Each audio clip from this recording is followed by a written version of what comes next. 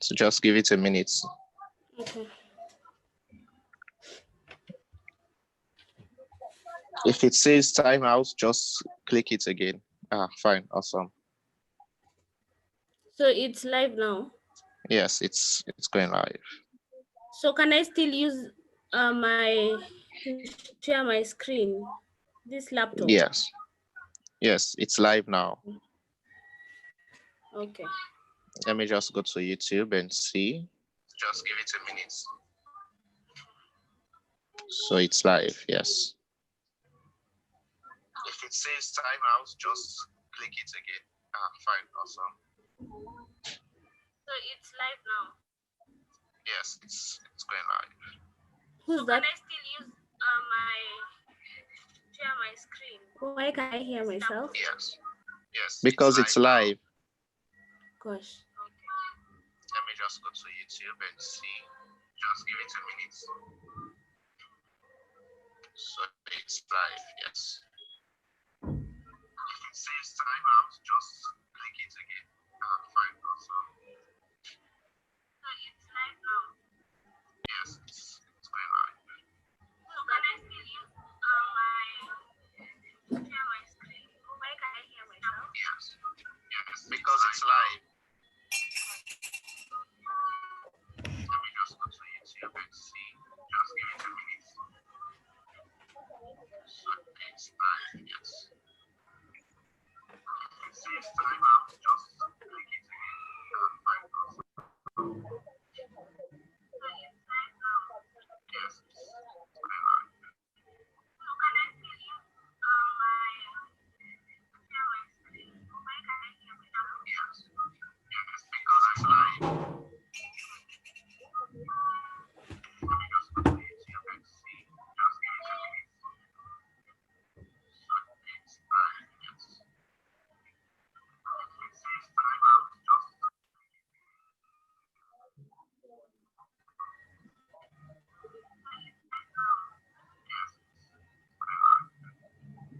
Beauty. Yeah. So you can Yes, Elton. you can mute the YouTube feed on your laptop. Just mute it. So how do I do that? I'm trying to do some.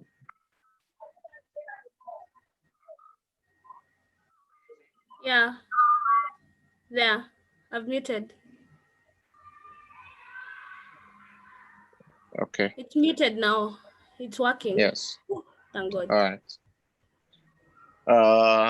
I'm trying to set it up for my laptop to give it the title and the thumbnail so that it's easy to find. At least it's working. Yeah. Did you see the custom live stream? Did you find that option? No, I didn't find that. Oh boy. That would have made it so much easier.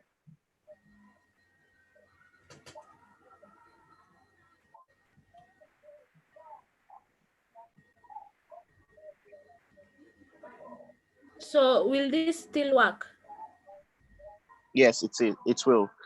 I'm actually editing everything for my computer, so don't worry. So you're good? Yes, I'm good. It's perfect. Okay. And then how do I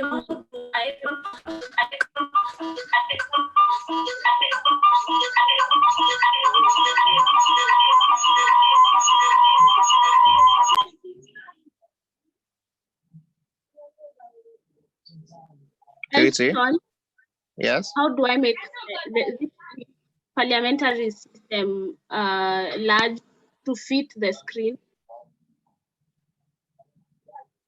Let me see what's mean. Is it on Zoom, you mean? Yeah, on Zoom. You'd have to drag it because Sky dragging it.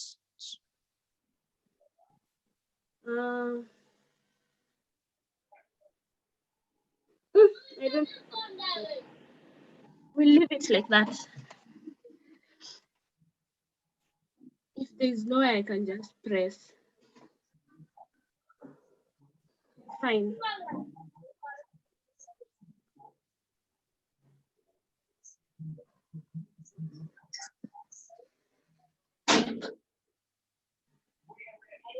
I'll start letting people in. Yes, you may. I'll make so that you can help with that.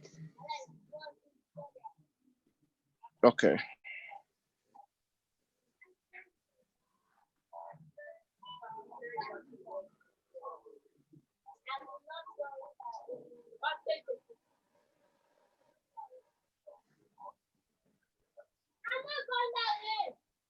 So your co-host now, you can help with letting people in. Okay.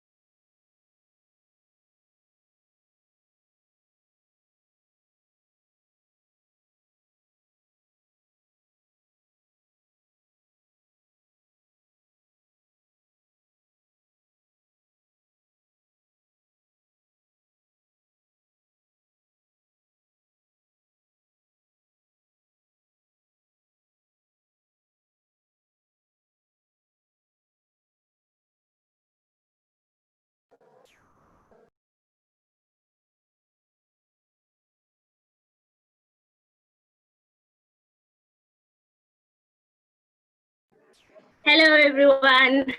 Hi.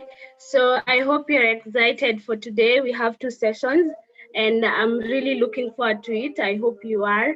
So we'll start right away, and I wish you all the best during this session for the next 3 hours. And I'll now invite Ike to do the roll call.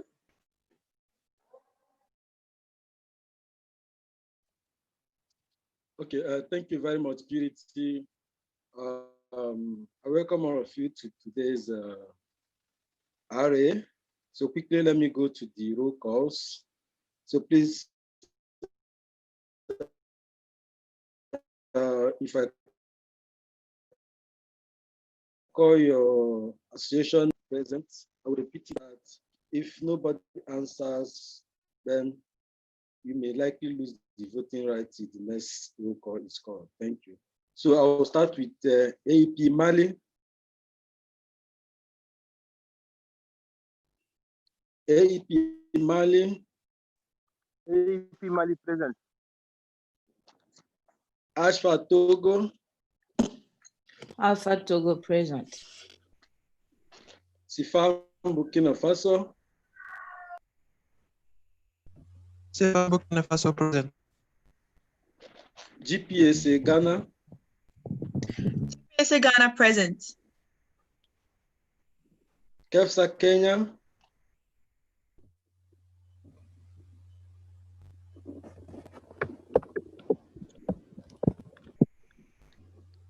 KEFSA Kenya. KEFSA Kenya present. NAP SF Sierra Leone.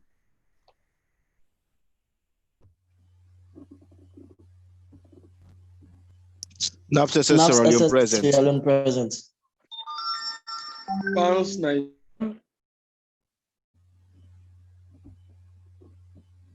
PANS Nigeria present.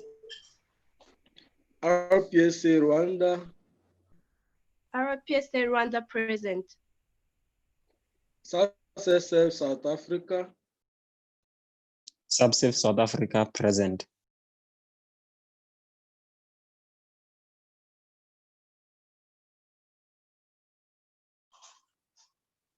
South SF. Okay.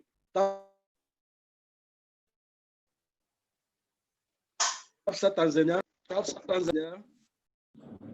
TAPSA Tanzania present. UPSA Uganda. UPSA Uganda present. ZPSA Zimbabwe. ZPSA Zimbabwe present. All right, thank you. Purity will have 12 full members present and voting. Thank you. Okay, thank you so much. So we'd like to resume standing orders. I need a proposer for that.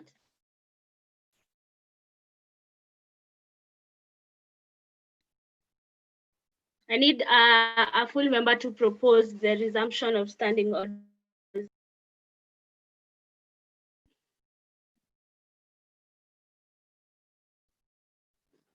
29. David Chagan Sifam Burkina Faso, I propose to resume the standing order. Thank you. Do I have a seconder?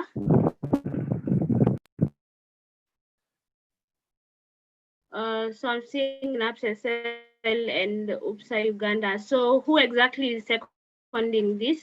The one seconding just write the association and write seconding.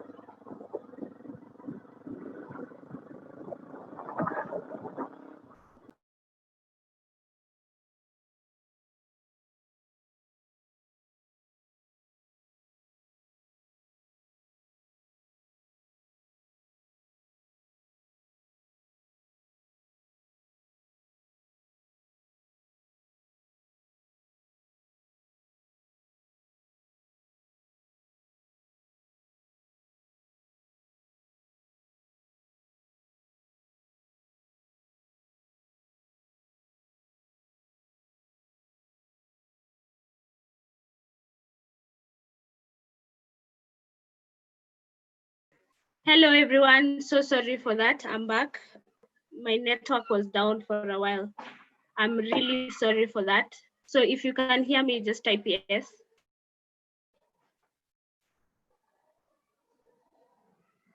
Okay, thank you. So we had an association seconding the motion to resume standing orders. Who seconded?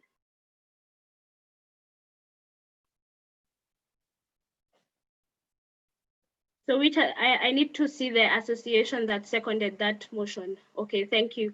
So all that are against, please type against in the chat box. All that are against the resumption of standing orders, full members only. Okay, all that are for. You cannot abstain on this, so either against or for.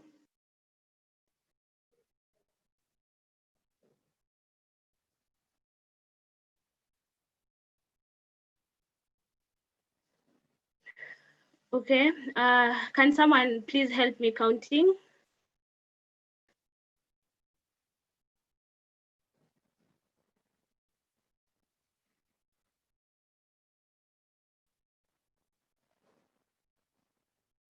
So only one person from each association that is voting to say for. We can't have two people from Sub-Saharan South Africa saying for. So I need 12 people saying for, because we have 12 voting members present. So is it 12 now? Okay, thank you. So we've resumed standing orders. May we please have the next motion displayed?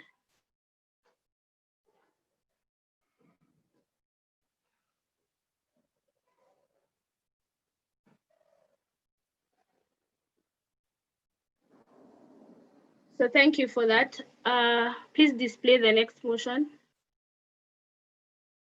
And if you haven't changed your naming such that it reflects your association, please do it so that it's easy for the scrutineer to know who is voting and which association they're voting on behalf of. So if you haven't changed your name, let's say Pamela Sawadogo, your name should have Stefan Burkina Faso next to it. So please change that. All official delegates, please change that. And if you're representing a partner organization, add the name of that organization next to your name so that we know who's here. Thank you. So the motion is this: the 9th IPSF AfRO Regional Assembly accepts and adopts. Othniel, please add a T there. Adopts the report of the IPSF AfRO Regional Projects Officer 2019-2020.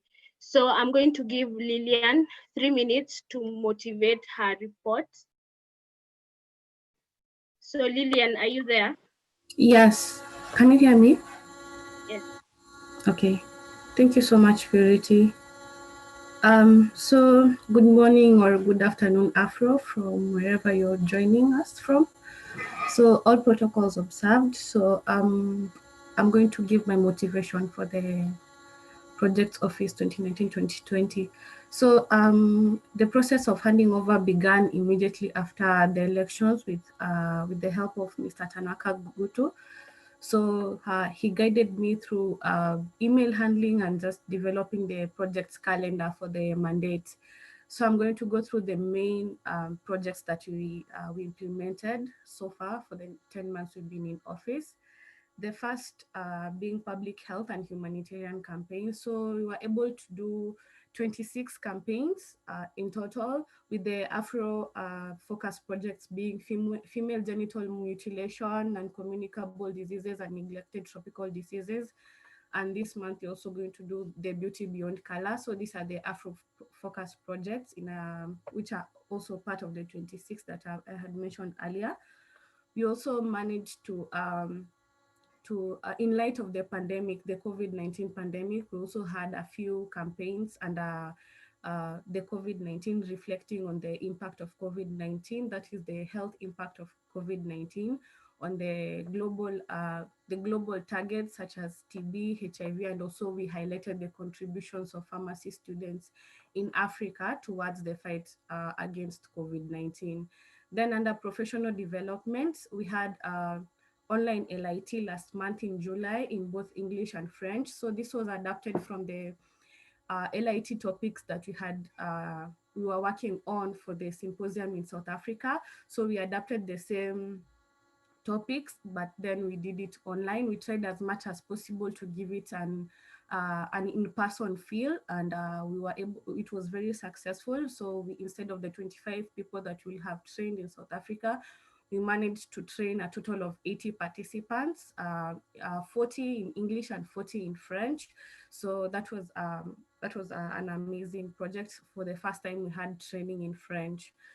Okay, and then we had the online clinical skills event. So this is, we adapted this from the traditional CSE, but instead of the Google form, we had a speaker coming through and giving us clinical background information on specific conditions, that is spontaneous bacterial peritonitis in November, and in June, we had something on diabetes along with the NCD campaign. So in this case, so instead of the normal Google form, we went through the background, the etiology, prognosis, and everything. Then we discussed the clinical aspects. So it was more involving. So we can give, the participants were given tangible skills that they can apply in their actual life in ward rounds and so forth. And then we had a successful bid for the AfRO TDC, initially through the chairperson, that's Purity. So initially we had Francophone TDC in mind, but we realized that even the existing Anglophone trainers are not available despite the 4 training generations. Most of them have gone on to following their careers, and they might not be able to serve AfRO actively. So we opened up the TDC to have both Anglophone and Francophone trainers. Then also assisted CPs. Lillian, we are past minutes now, so I'll have to cut you off. Okay. Yeah, thank you. So thank you for that report. So we'll just do it like yesterday. If you guys want her to continue with her motivation, you can propose that. But at this moment, the 3 minutes are over, and I'll open the floor for discussion. So now, if you have any questions for Lillian, and official delegates, you have access to her report. So she has written everything there. So I'm opening the floor for discussion because I don't see any intervention. Okay, please update number 48 on the speaking list. Yes, please go ahead. Yes, thank you very much, Purity. Thank you, Lillian. I want to move the motion that we allow Lillian to continue and finish our motivation. Thank you very much. Okay, so I'd like to see whether everyone is okay with that. Please type a thumbs up. And always remember to state your name, followed by your association, then what you're commenting on. So if we are good with that, please let me see thumbs up on the chat box.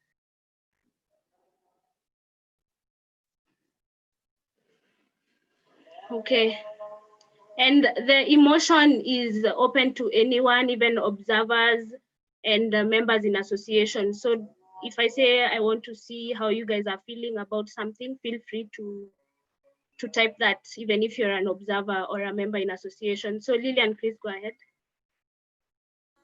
Thank you so much.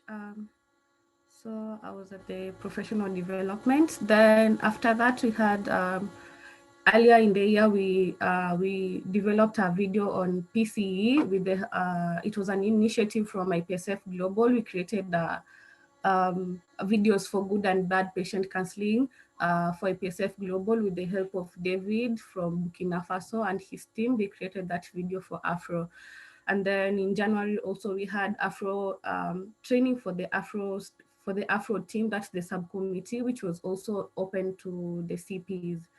And then on to the next portfolio, that is pharmacy education. For the first time this year, we had pharmacy education week, which we created a questionnaire and collected information on the situation of clinical practice in Africa. That is how pharmacy schools prepare us as future pharmacists for clinical practice. And then we followed that with a webinar with Professor Claire. And then we have had a total of 10 webinars, that is 6 English webinars and 4 French webinars. Yeah, and then we have tried as much as possible this mandate to just mix up and have mix up the quality and type of trainers and where they come from, that is speakers, sorry. So we have had a bit of Southern, East and Western African speakers so that everyone feels included. So for the AfRO collaborations within IPSF, we've had 2 collaborations, that is with EMRO on FGM campaign with Wisal's team, which was very successful. And then APRO, that is climate change, plus a policy paper, which was released just a few weeks ago. And then again, also we've had collaborations with IPSF Global, again on the COVID-19 impact on the health system in Africa. And then I was also involved in the development and evaluation of the Ambrose Challenge and the PC competition, as well as the patient counseling videos as that I had mentioned earlier. For external collaborations, we had a collaboration with International Federation of Medical Students Association, that's FAMSA, for AMR Week. We had a collaboration with FESPAO for AIDS Day, and then FAMSA, sorry, for the just concluded hepatitis campaign. So in event preparation and promotion, I was involved in the preparation for the AFPS 2020 before its cancellation, that is for the educational events and also the LIT.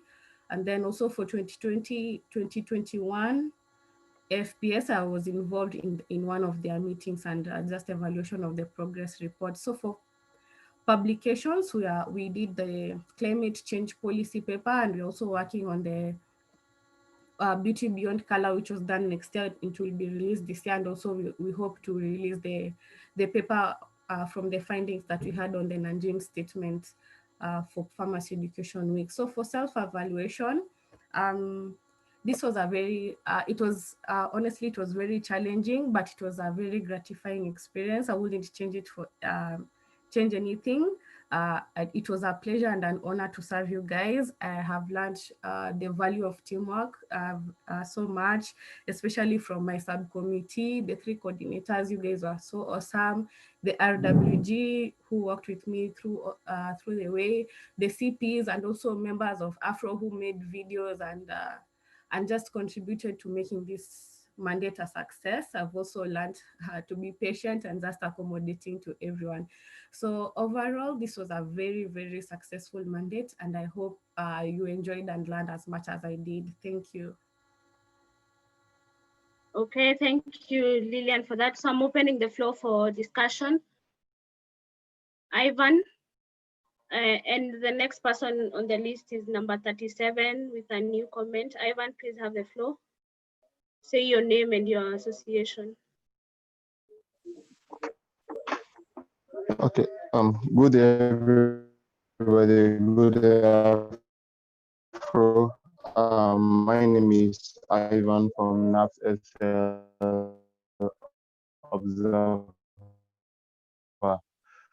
I just to ask if it's possible as observer to have access to the folder to see some of these reports before even the. So I just want to ask if to have access to the folder, and I want to say thank you so much, Lillian, for a job well done. It was a successful mandate on your part. I want to say thank you so much and congratulations. I just have a few questions. I want to know how did you select the public health campaigns? Were you looking at the WHO calendar in terms of like dates for specific day in December and hepatitis in July? How do you select the dates for your public health campaigns? Because looking at the NTD campaign that was going on, because I made to understand that the NTD campaign is normally done in January because of the London Declaration of Unregulated Tropical Disease on January 28th. But I saw like this NTD campaign was done, I think sometimes in March or so. So I want to know if you do select based on your own plan or you follow what it's on WHO standard. And also, secondly, in terms of pharmacy education, we all know that we've been faced with this COVID-19. Did you have any findings on the or research on pharmacy education for you?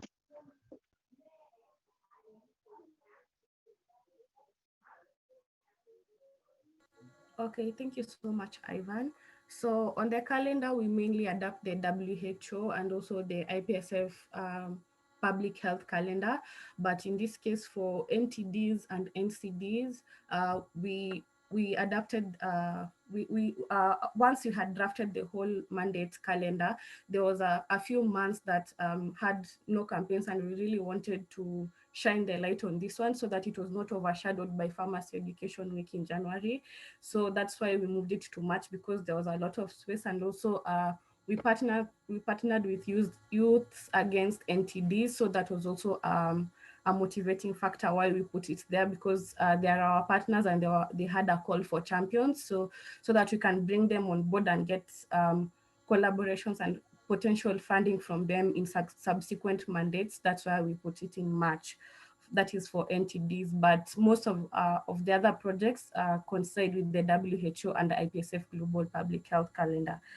And then for the effects of COVID-19 on pharmacy students, so we IPSF Global had a similar campaign, and we distributed the forms and the questionnaires within the region so that we don't clash with them.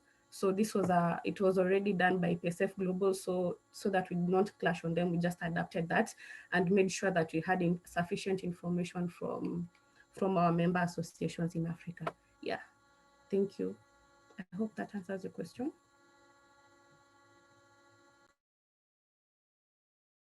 Ivan, I hope that was sufficiently answered. And as for the folder, it's only shared to the official delegates. So unless the regional assembly is okay with it being shared to observers, then that's the only time we will share that with the observers.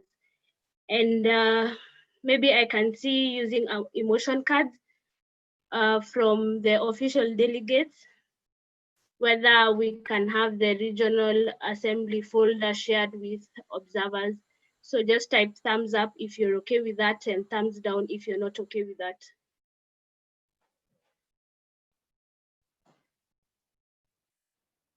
So this is to have the assembly folder shared with observers. Thumbs up if you're okay with that, thumbs down if you're not okay with that.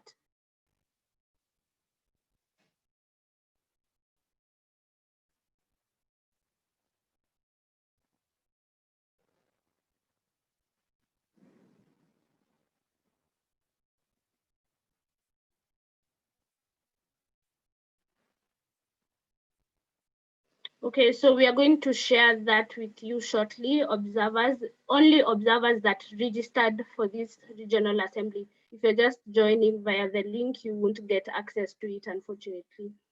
Thank you. So Priscilla, GPSA Ghana, you can have the floor. I'm Priscilla, GPSA Ghana. I would like to thank Lillian for the wonderful work done in her mandate. She really involved us in everything, and you've done very well. So kudos to you. Also, but my question is, with members or member organizations that usually don't participate in some of these campaigns, and I'm sure as CPs, some of these things were evident that you wouldn't really hear from some of the organizations. I wanted to know how you tackled that, and probably for your predecessor, how he will also be able to address such a situation. Thank you so much. Lillian? Okay, thank you so much, Priscilla. So it's true we had issues with associations not participating fully at times. So what we did in this case for most of the campaigns, we try to share the posters and all the information beforehand and encourage them, especially during CP meetings, to just adapt and copy paste all our ideas. And for my successor, what I'll ensure I'll do during the handover process is to come up with a work plan that involves the CPs and ensure that they have content at least a week or at least 3 days beforehand, and also train CPs on the calendar, and also adapt. Once we come up with our work plan, we share it with them, and then also have the CPs share their calendars with us. That was a plan we had at the beginning of the mandate, but with COVID and everything, not all the plans were not adapted, but it's something that we are looking forward to doing during the handover, and of course in the next mandate. Though we and also there's the emails. We're also working on ensuring that the CPs check their emails regularly and just feel involved with the content development and the sharing process. Yes, thank you. Okay, thank you. Mahmoud? Okay, sir. For me, I have this emotion to limit the amount of additional minutes to two, because someone can have few minutes in the first session when they are giving their motivation, and when they're given more time, they spend 5 minutes. We are going to spend a lot of time. So I would like to bring a motion to limit the number of extra minutes to 2 minutes only. Thanks. Okay. So do I have a seconder for this motion? To limit the extension for the motivation to 2 minutes. So for the upcoming reports, any extension that will be given is going to be 2 minutes. So in total, the possible minutes for motivation would be 5. Thank you. So all that are against this, please type against.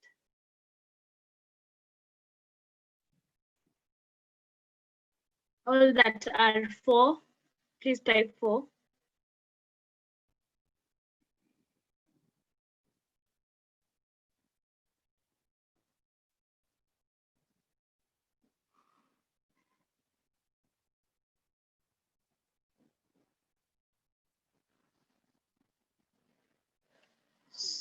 So I think we are missing one vote. I've counted 11. I don't know if that's right. Can someone please confirm how many people have voted for?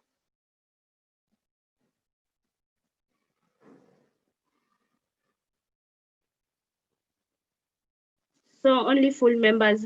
Okay, I see Tanzania has voted. So someone please confirm that we have 12 for and 0 against.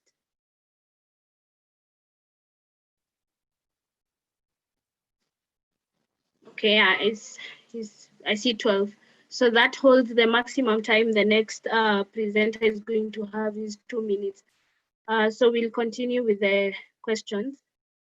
Pamela? Okay, thank you very much. I come to thank Lillian enormously for the work done during this year. You were really great, very present for everyone. Your dynamism is truly inspiring. I want to know on what basis you develop your projects. Thank you.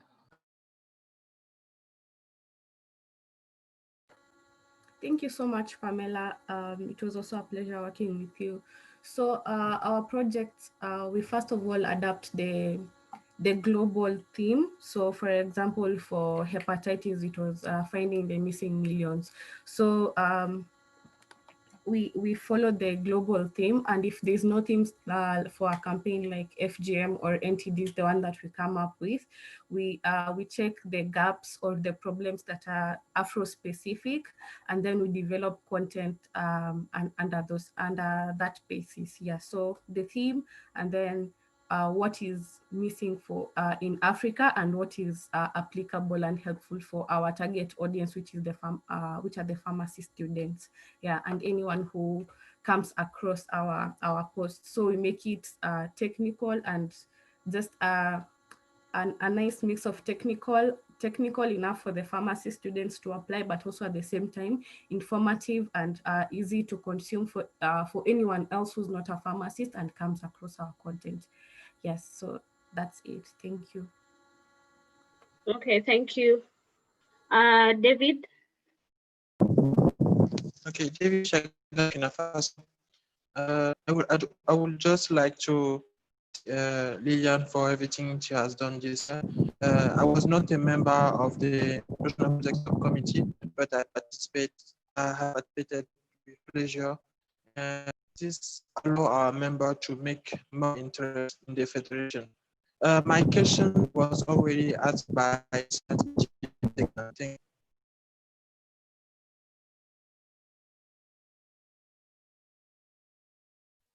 Okay, thank you. Noah, please update the speaking list.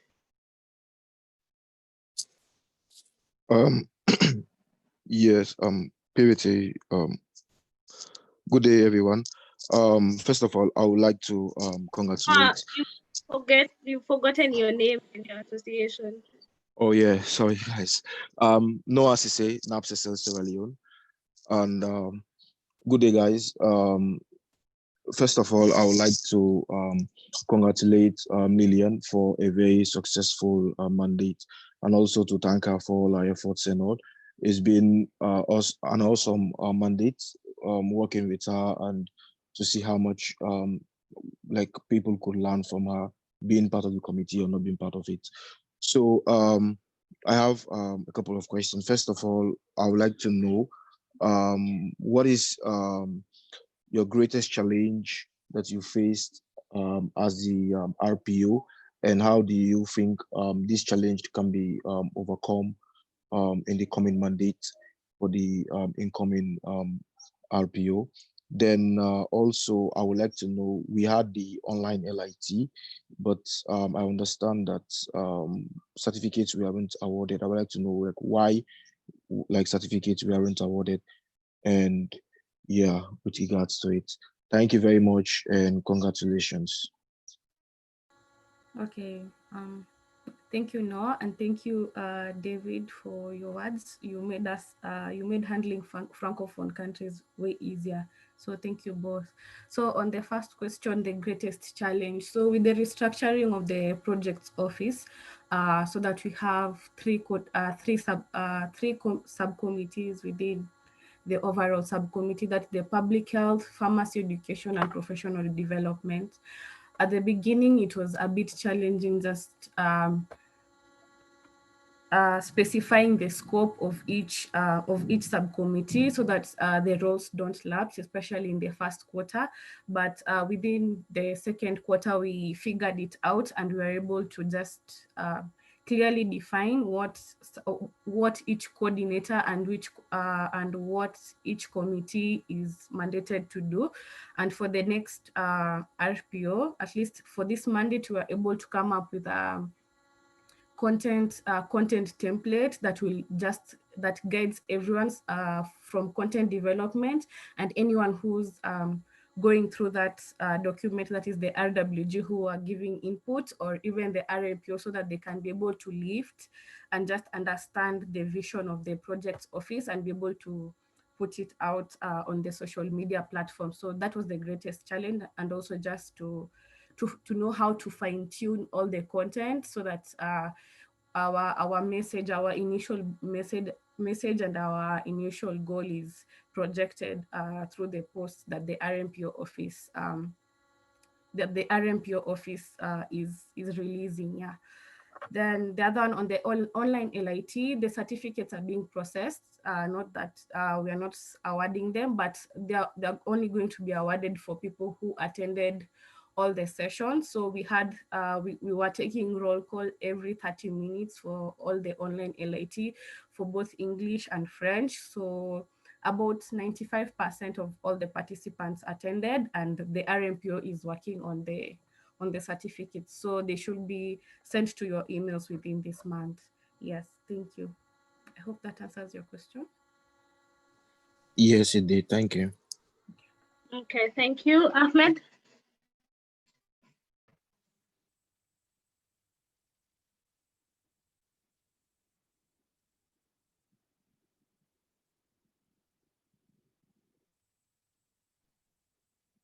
Ahmed Lawal?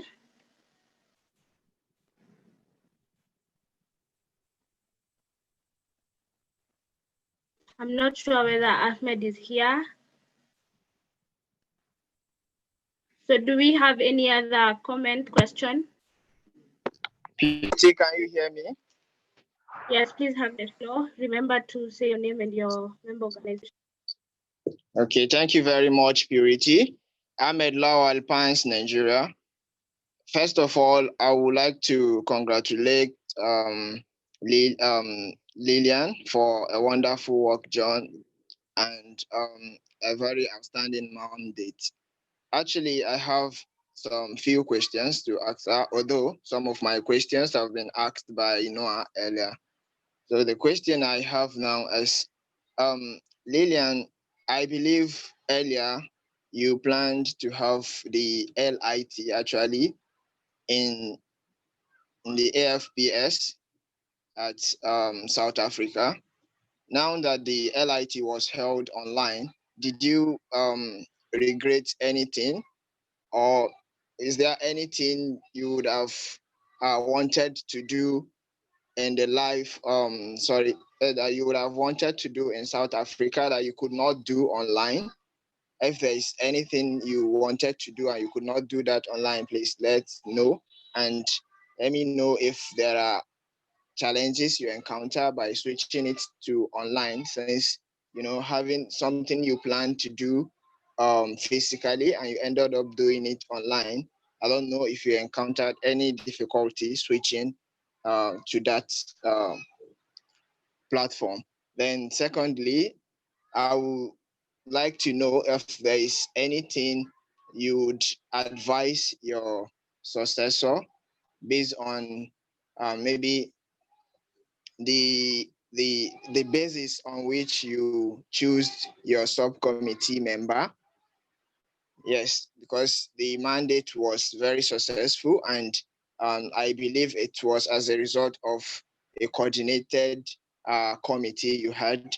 So I would like to know if you have some suggestions you have for your successor to work on, so that he or she will also have a very good mandate like yours. Thank you very much. Okay, thank you so much, Ahmed. So in regards to the LIT, I think on my side, I have no regrets at all, though it wouldn't have the same interpersonal, there's that interpersonal touch between the participants, especially, so that at least at the end of the LIT, you form few bonds here and there. I'm sure you guys, if you've ever attended an in-person LIT, that's where you met most people even before the actual symposium started.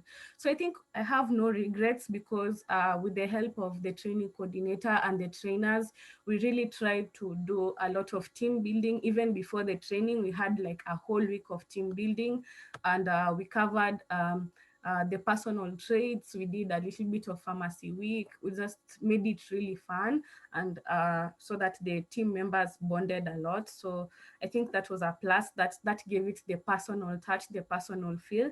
Plus, instead of, again, as I had said, instead of having the 25, we had 80 participants, which is like a lot. That's almost like 3 LITs, because the in-person training is limited to 25. So on that side, I have no regrets. That was very successful, and we were able to to, as I said, give it a very personal feel, and we could get that from the feedback and the testimonials that we shared with you guys.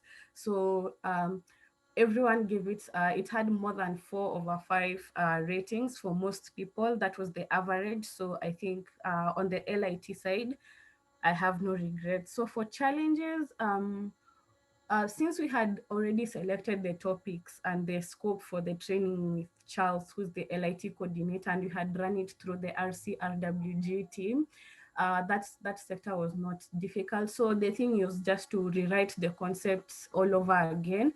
It was that was quite challenging, and also we had to pull some very late nights with Grace just to make sure that because we had only 1 month of planning, because the symposium was cancelled in May, so we had to just make sure that everyone understands our vision. We had to do mock sessions with the trainers and the trainees, of course, and just go through the content.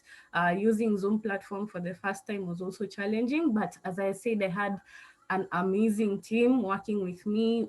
Purity was there, Elton was there, so, and all the RWG members, and of course my team, Grace really helped a lot. So it was amazing, and those were the challenges, but the LIT generally was really nice. Then advice. So on selection of subcommittee, I would say, even if you know someone or you've worked with them before, just view that person with a clean slate, like you don't know them, you don't know anything. Just give everyone an equal opportunity. For example, my team had very young people in IPSF. That is, they're not experienced. We had second years and third years, and they've really grown. That is the likes of Nicobile and Florentine. They really did very well, as even as compared to the people who have always been there, who have been there in IPSF for a few years. So I'd recommend that, just give everyone an equal chance and just judge them from the potential that they show from the beginning. Yeah. And then also, I think the most important bit is having the right coordinators. The public health coordinator, that was Noah, the professional development coordinator, Grace, and the pharmacy education coordinator, Esosa. So the three of them were really very, very, very instrumental, and I want to thank them, because at times projects are overlapping. You're working with like you are working on 5 projects at the same time, and you know you have a timeline with IPSF Global. You have to give the reports, and you also have to present elegant content to the RMPO so that he can design nice posters. So I think coordinators are very important. You need people who are very committed. As I had said, we stayed up with Grace sometimes up to 2 a.m. East African time, 3 a.m. So it's very important to have someone who's very committed and understands your vision and works selflessly, because it's volunteer work. You have to put your all in it so that it can be successful. So give everyone an equal opportunity, even those who are new in IPSF, and also choose the right coordinators. Yes, that's what I would say. Thank you, Ahmed. I hope I answered your question well. Thanks. Najim? Hello. Can you hear me? Yes, we can hear you. Okay, thank you, Lilian, for your wonderful mandate. My question is, what do you propose and your vision for the next officer?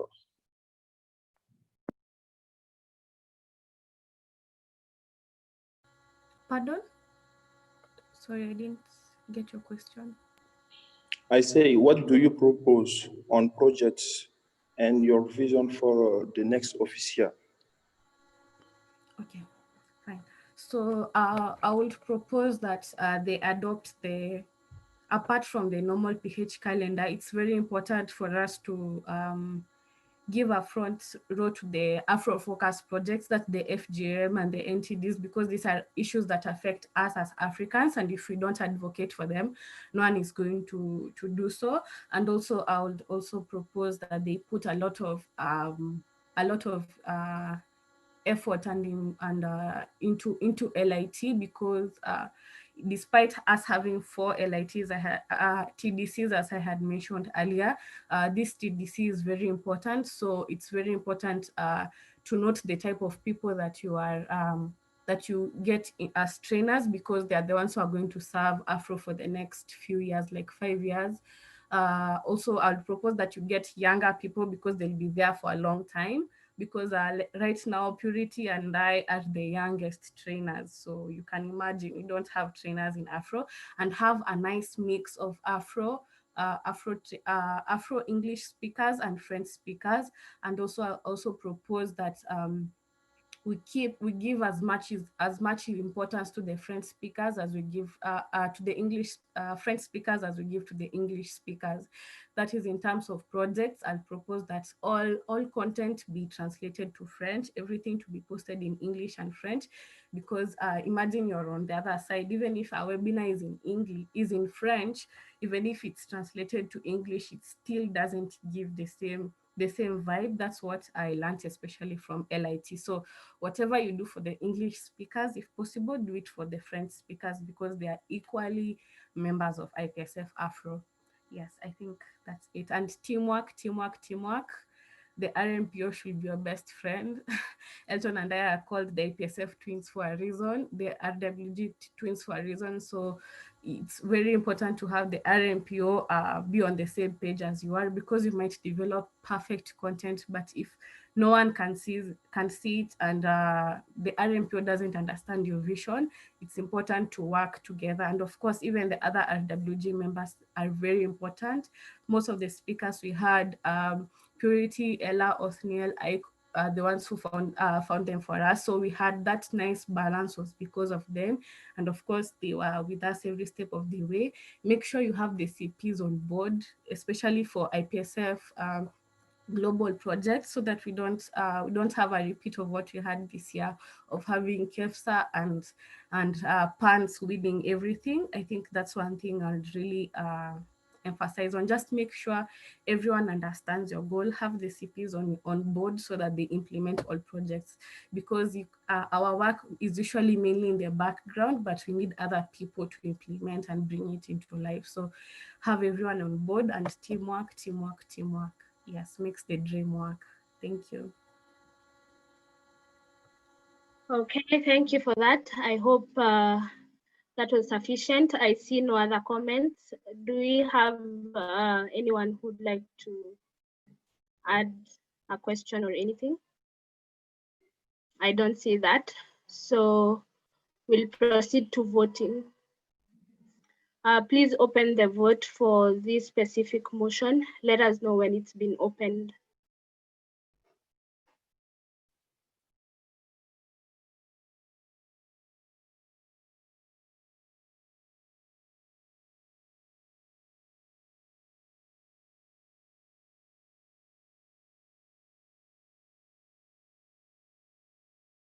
So the vote has been opened. Full members, please check the system and vote accordingly.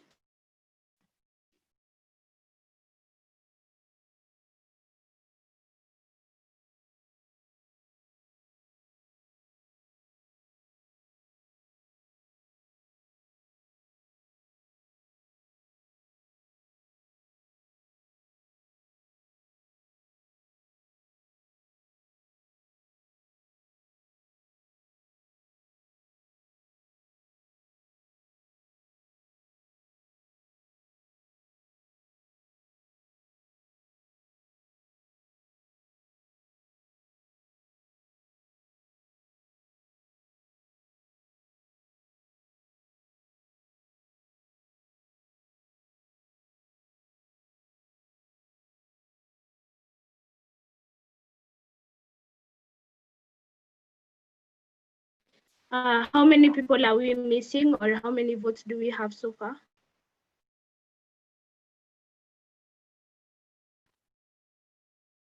So we have 2 missing votes. Please vote. The 2 people that are missing, please vote.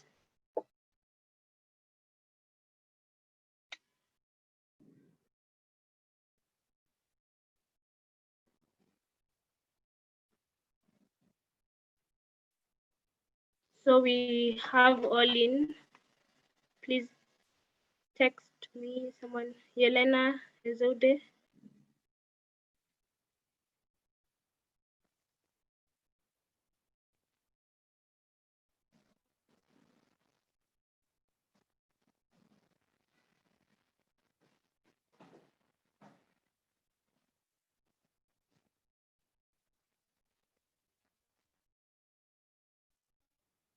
So please close the vote now that everyone has voted.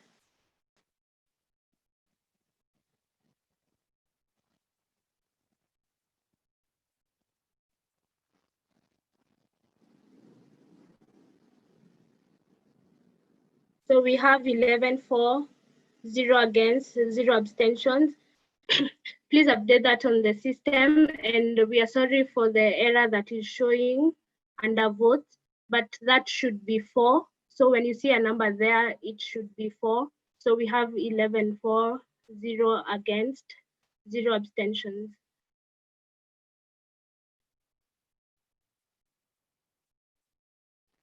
So please update the system.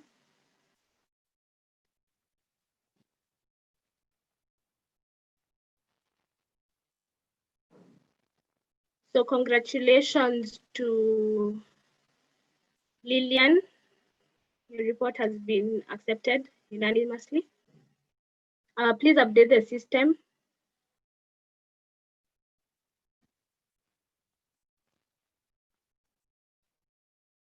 So we have 11 for, 0 against, and 0 abstentions. Thank you, Lillian, and thank you guys for the cooperation. We'll go to the next motion.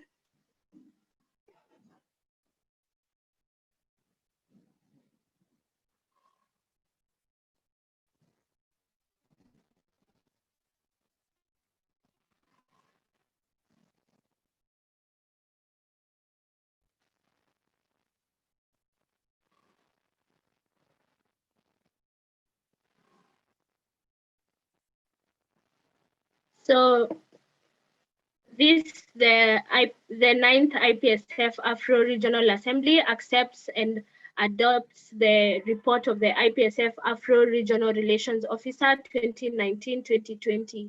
So I'll give Ella the floor right now. Ella, you have 3 minutes to motivate your report. Hello, everyone. Good morning, good afternoon.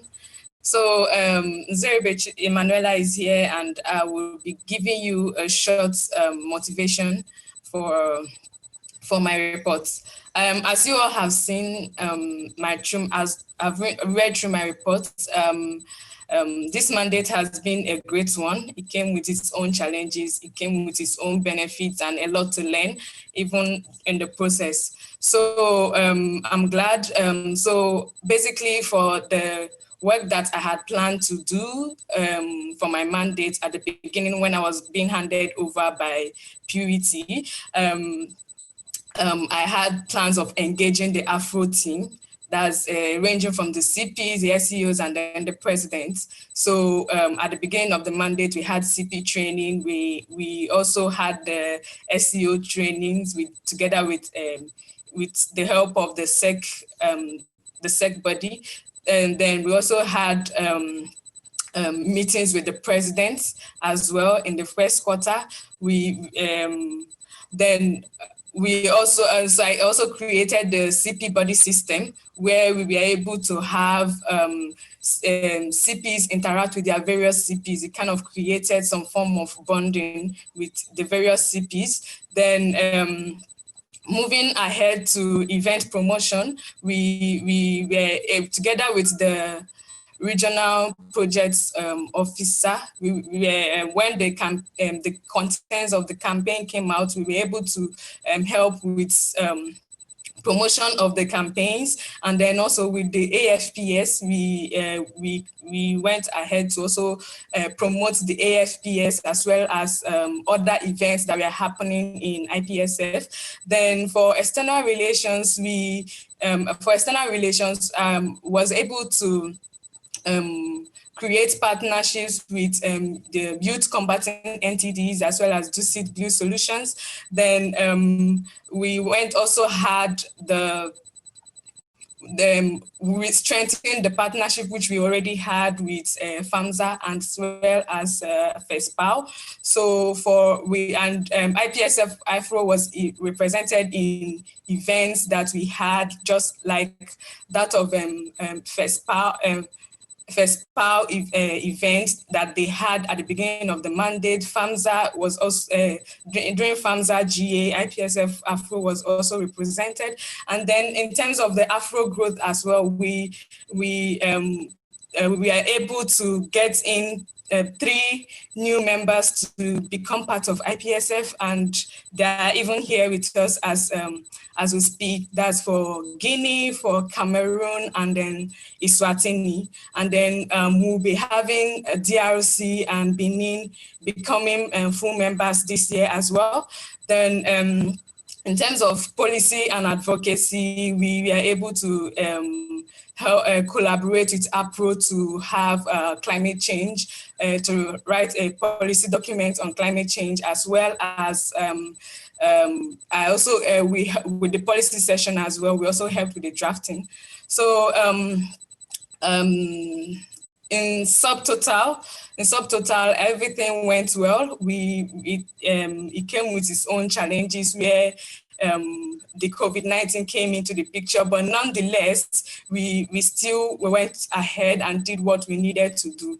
So in a nutshell, can you hear me? Yeah, but your time is up. Oh, okay, yeah. So in a nutshell, this is, I believe everyone has gone through my report, and this is what we have. Yeah, thank you very much.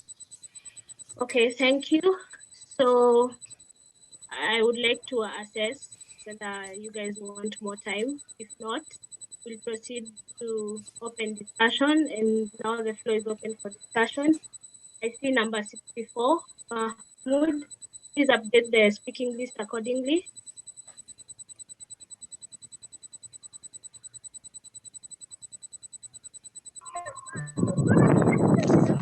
Okay, so I would like to upload Mahmoud, Ella. please wait Hello. for the to be updated. And there is a noise Okay. that is very disturbing. I don't know what's happening with this noise. No, thank you. So number 64. So number 64. Hello. Okay. Yes. So Number 64 followed by my name is 68. Mahmoud. Mahmoud Nakugova from Upsa, Uganda. I applaud the efforts of Miss Zenube Ella, and I appreciate her hard work in this mandate. So I would like to ask her one question. In her report she shared, she gave herself a 7 out of 10 overall performance in the mandate. So I would like to know which advice should give to the next RRO to score more than that. Thanks. Thank you.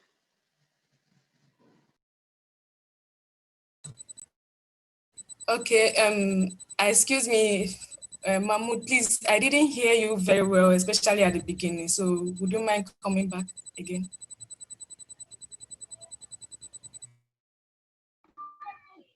Okay, so I was just saying that I applaud your work, and according to the report you shared with us, you gave yourself a 7 out of 10 overall performance. So I was asking which advice you would give the next RRO so that he can score something more than that.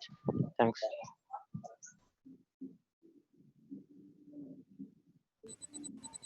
Pretty, can I go ahead?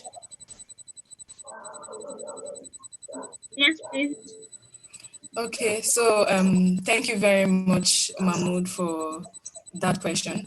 So yeah, irrespective of the work that I did, there were some few things that, even though we had planned to do it, we had some hitches here and there. So with the SEP promotion, at the beginning of the mandate, there was this plan that we would actually promote SEP within Africa, to at least encourage SEP, we encourage Afro members to participate in SEP that is even within Africa, where you know that you don't even have to spend so much. And there are nice places even here in our region. Yeah. So, you know, because of the whole COVID thing that came up and all of that, we didn't have a lot of people because traveling during this summer break and, you know, involving so much in that of the SEP. Yeah, so I would advise, I believe that this whole thing would just happen again and we'll be able to, people will still be able to travel and all of that. So we are hoping that that's one major work. And then also with engaging our presidents, we all understand that our presidents are very important when it comes to implementing IPSF events, aside the great work that the CPs are doing. So this year we involved our presidents a lot. We had we sent them a couple of emails, I mean, letting them know that this is what is happening in the region, so that they also stay at par with what is happening, and they also know what is happening in IPSF. Yeah. So I would encourage that whoever that is coming after me should also try to have meetings with these people. I mean, create that bonding with them as well. Then yeah, and then also with sponsorships. Yeah, so we are drafting out a prospectus which is going to happen like from now till the time I would hand over, and this prospectus is what would actually help us when we are seeking out for sponsorship. And yeah, so that is what I would advise whoever that is coming after me. Thank you very much, Mamu. Okay, thank you, Tapiwa. Hello, Purity, can you hear me? Yes. Tapiwa Chinyepe, ZPSA Zimbabwe. I would like to congratulate Miss Ella for a wonderful job in the introduction of the CP buddy system. However, I have a question in regards to the CP buddy system. How do you evaluate the success of the CP buddy system? And more so, I would also like to ask in terms of the MADU project that was introduced by the internal committee of the IPSF. The participation of Afro CPs was very low. I would like to ask, what do you think was the major contribution towards this, the low participation of CPs from Afro in terms of the MAD project? Thank you very much. Ella, please go ahead.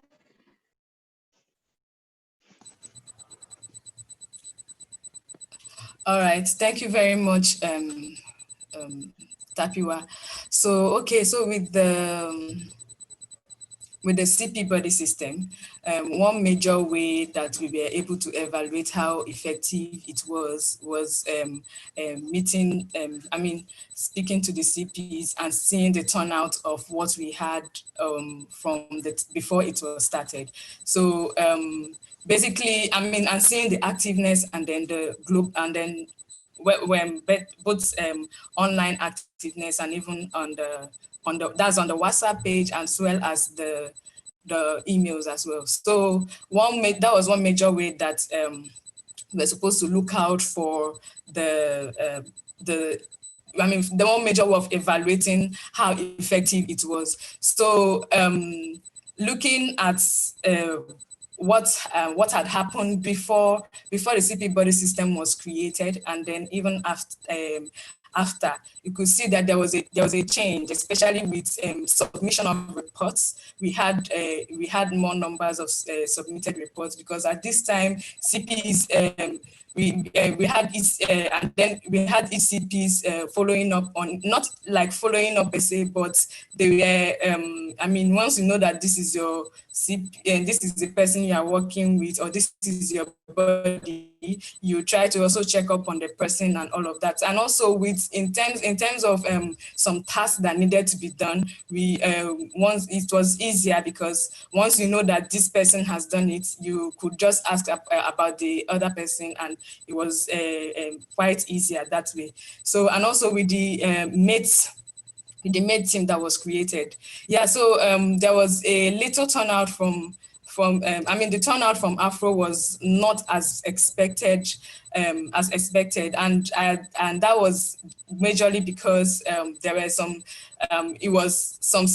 people couldn't be able to look through their emails and all of that to be able to check and see if there are anything. So even though we were following up on the CPs, sign up for the mates team and all of that, there were also some people that were just not around.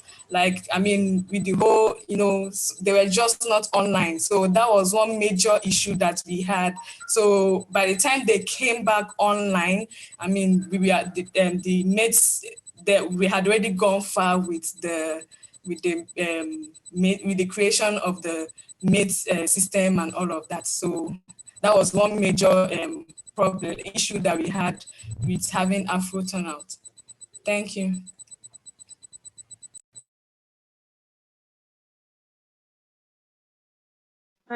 Thank you, Musa.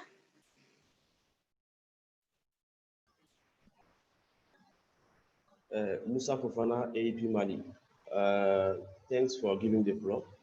First of all, I would like to thank Mrs. Ella for this great work she has done.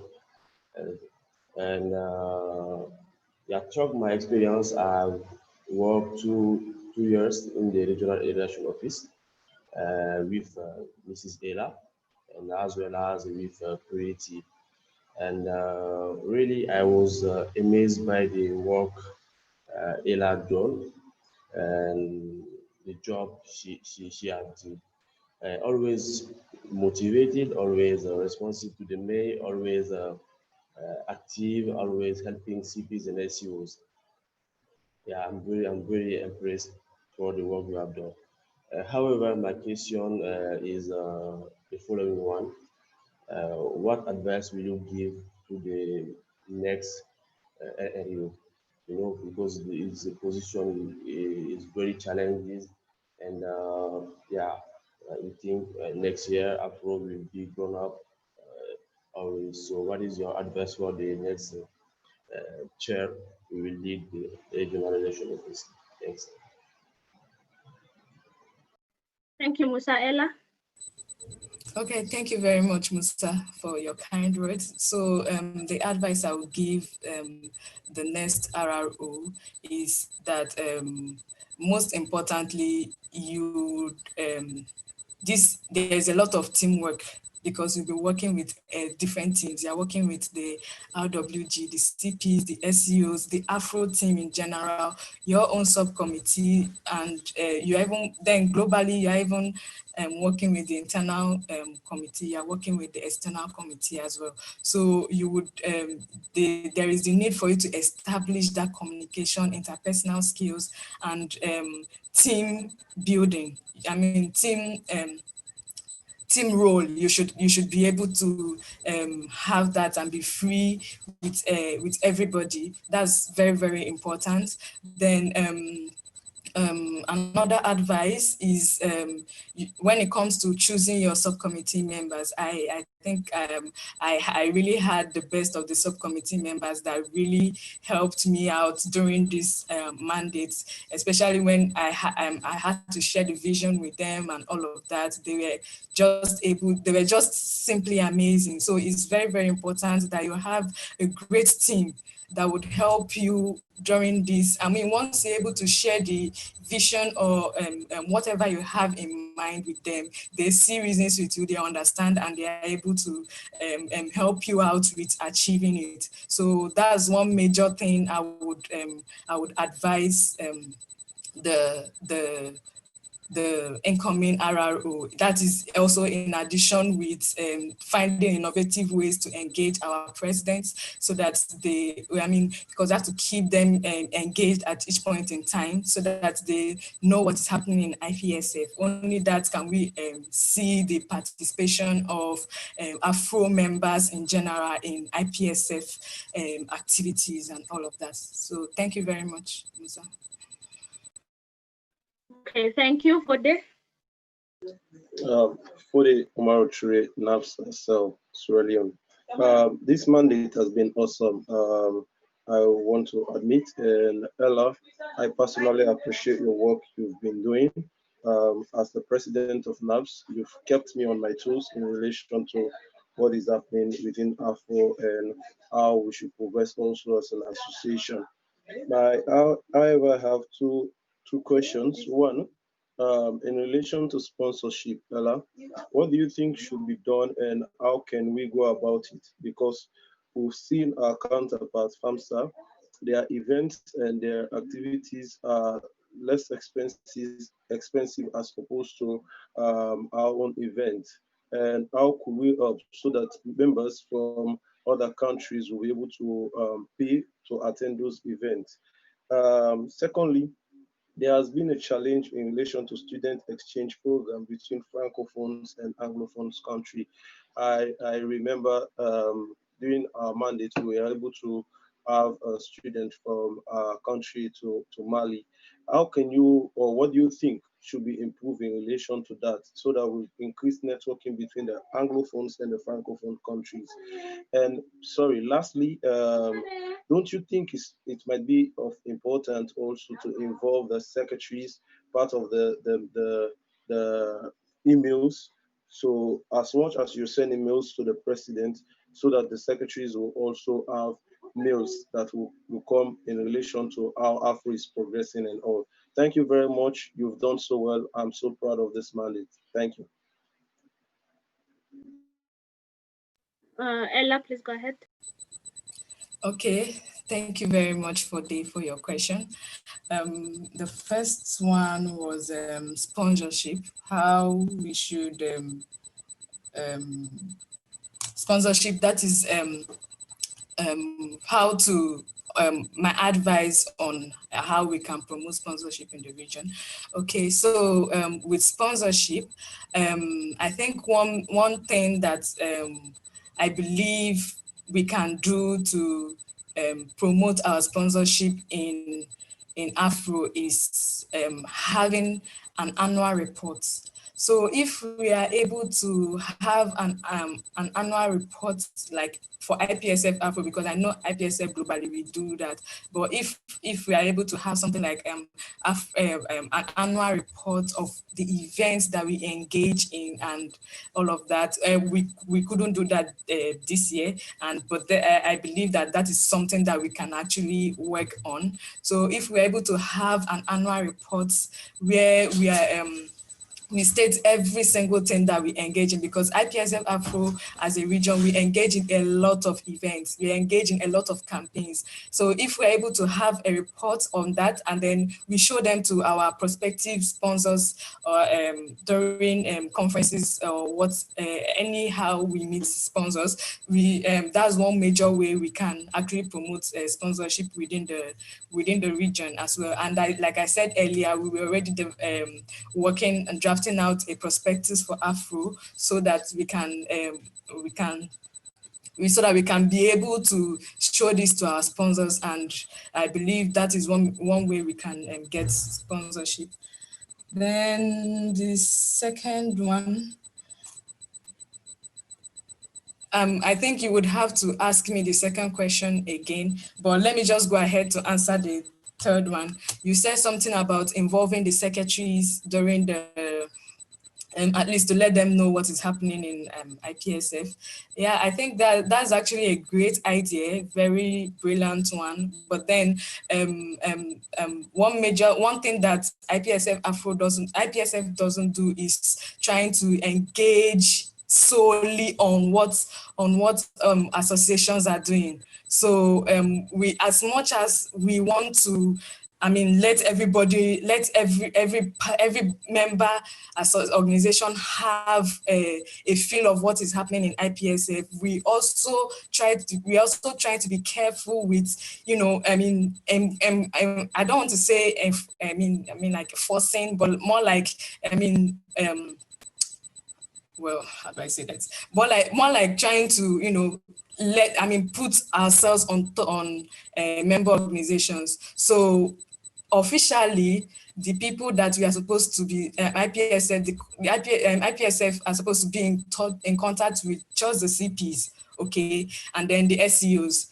And then by extension, we move with the presidents. So I think that is the best, because I believe our CPs are doing great already by sharing sharing whatever we share with them, every opportunity that under IPSF, I believe the CPs are already doing amazingly on that. And so if we are trying to involve the secretaries, letting them know what is happening, that's somehow, if you're seeing the way I'm saying it, that somehow will kind of make the work of, neglect the work of the CP. So IPSF sticks to just the CPs and the SEOs, and then by extension, the presidents. So it will be difficult involving the secretaries. Thank you. And I think the second question, if you don't mind typing it or saying it, that would help me, because I think it's Yes. my mind. Thank you very much. The response to my first question is awesome. Sorry if you might be misconstruing what I said in relation to the secretary. It's just for us to enhance and improve the structural involvement, and also get more members to involve within the federation. No doubt the CPs and SEOs have been very awesome in this mandate, and I can agree with you. But for us to reach out to more members, I think it could be another alternative. No problem, no force on it, so that we understand, not that IPSF is imposing itself on its members, but it's for the members to have first-hand relationship with IPSF, increase the involvement as much as we can. And so my question that you didn't answer was, how can we improve the student exchange program between Francophones and Anglophone countries? Because this is also a challenge. I remember this year, for us to have a student to go to Mali, which is a Francophone country, we had to kind of convince and see that the students be able to adapt to the Francophone countries, because we are all a family as a whole. So that's the question. What do you think should be improved?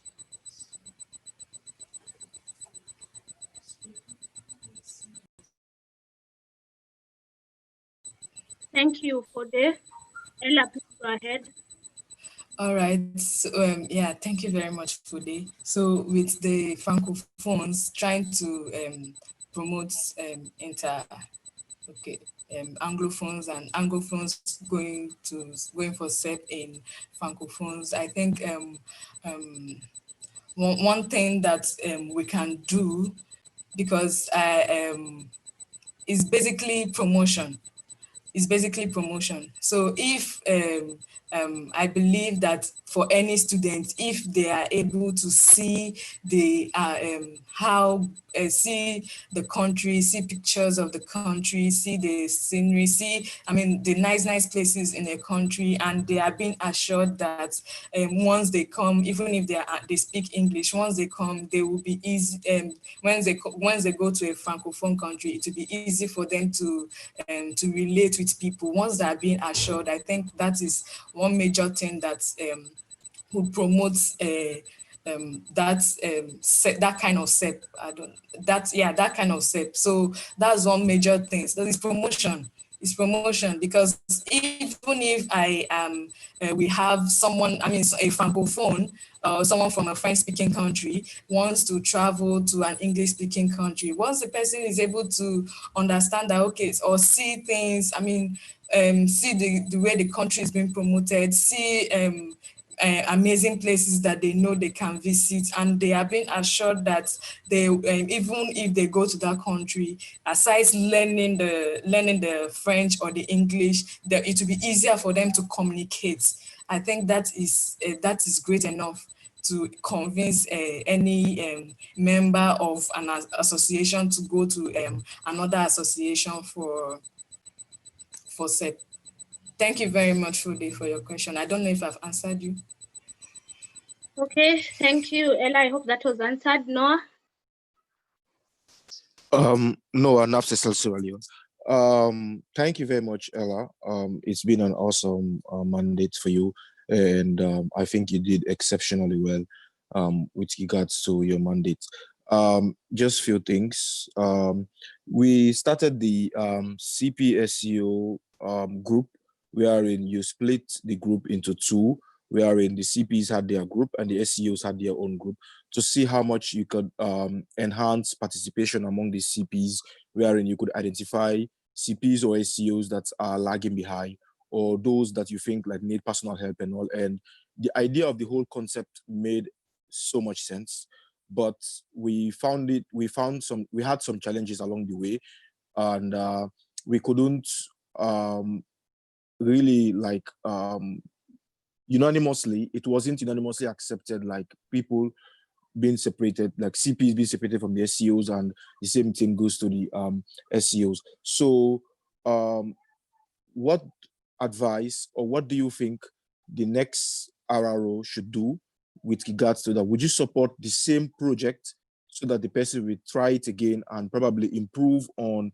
the way in which the person would present the project to the people? And what mechanism do you think the person should put in place to see whether that particular project can revive itself, and the positive intention that you have for the project, so that we can actually see the positive intention of it, not just the social aspect of it, which we all know we have a very good vibe in the CP SEO group, wherein we make fun and all. That is one. Then also, with regards to this question, I picked it up from the way you responded to Fude's initial first question, that is with regards to sponsorship and annual. And you said one way in which we could work on to get sponsorship was if we could get an annual report as a region, or if we could try to gather annual reports. Correct me if I'm wrong, if that was what you were trying to say, basically. But I think, how about the annual report that CPs send every year? Like, you know, we have our annual report that we do send. Can't we, if we want to gather a report as a region, we can, as an RRO, you have a report, RPO has a report, chairperson has a report, and individual associations have their report. We can find a way to summarize each of these reports and have one report for a region, which we can use to advocate for sponsorships and all. So I think it's not something that we have to tie our heads for. It's something which we can just look into that direction and see. Like, we already have an existing report for each member association. We already have an existing report for each of the RWG members. So why not take each of these reports, summarize it to one comprehensive report, and use it to advocate for sponsorship? Because we've been finding it very difficult for people to travel from West Africa to East African countries. It's over $1,000 flights for people to travel from East Africa to come. So it's very difficult. So for us to find a way to help people with regards to, especially the registration fee, if the registration fee can be a bit lesser, then people will find a way to get more participation in events. Especially we face similar issues with regards to the FPS in Uganda. And lastly, with regards to participation, we had a situation wherein, like, I think from my 2 years as a CP, I've noticed it. We have a situation wherein, like, we have associations that are doing extremely well, and we have associations that are still struggling along the way. You understand? So how do you think, as the next outcoming RRO, what mechanism do you think the person should put in place so that we have that equilibrium, or that way wherein we can uplift associations that need to be uplifted, so that they can have assistance with regards to campaigns, with regards to member engagement, with regards to global participation and everything, so that every association will be active? Because I believe if we have an active AfRO, like AfRO in general, then that is an active member organization, then I think we'll be able to say, like, we've had like an active region of it, of itself. So basically, those are my questions. And thank you very much. I'm so proud of you, and congratulations. Thank you, Noah. Najib, you have a technical, is it that you can't hear, or is it an issue that you want to?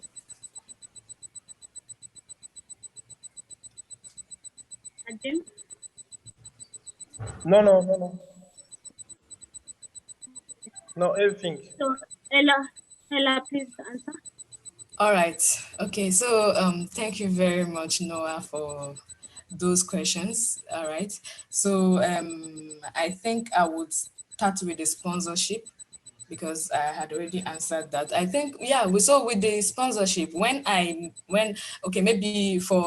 maybe either you didn't understand me, but when I was talking about the annual report, that was actually what I meant. So we don't have to start drafting a new report altogether. No, we already, every year we collect reports from each member association, and that is how come we can get, and that's how come when you are sending, you also send, aside it being approved here, because that was exactly what I thought.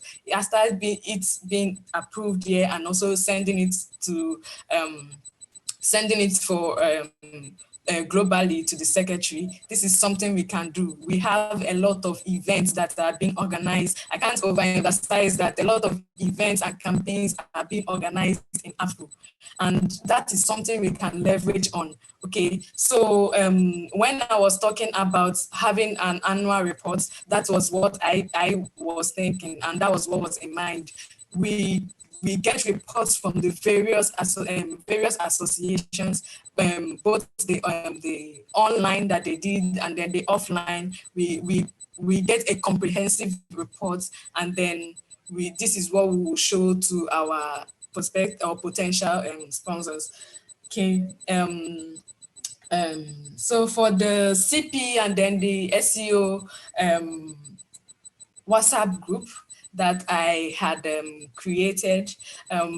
Yeah, so it came with its own benefits, and it came with its own challenges as well. I remember we had to discuss this during during one of our CP and SEO meeting. So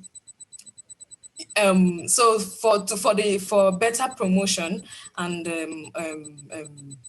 what I would advise the incoming RRO to, they can whoever that is coming in, he or she can actually try it again and then see, because I think the set of CPs that I worked with during this mandate may not be the same set of CPs that he or she would work with during their mandate. So I believe they can also give it a try, because especially when we have finished having at the beginning of the mandate, when we've had the training and all of that. Now the CPs understand, and I believe they wouldn't even forget their roles that they're supposed to do. Okay, so with that, they can try it again and then see if it would work in that light. I mean, having two different CPs and two different a different CP group, a different SEO group. But personally, I think I am okay, or I go with what we have now. Different CP group, different SEO group, and then because we all understand that the roles of the CPs are totally different from the roles of the SEOs. So in as much as we would have the general CP and the SEO group, where we can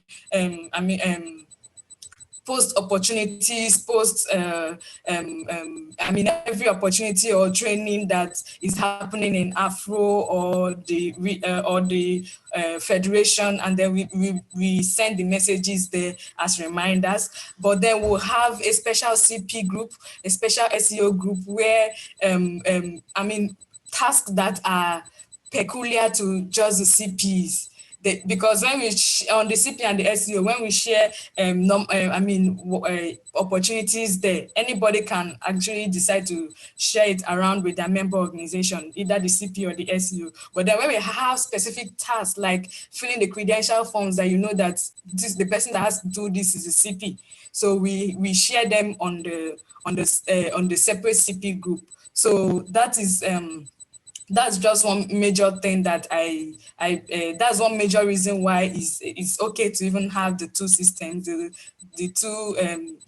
different groups, and then a combined one. So I think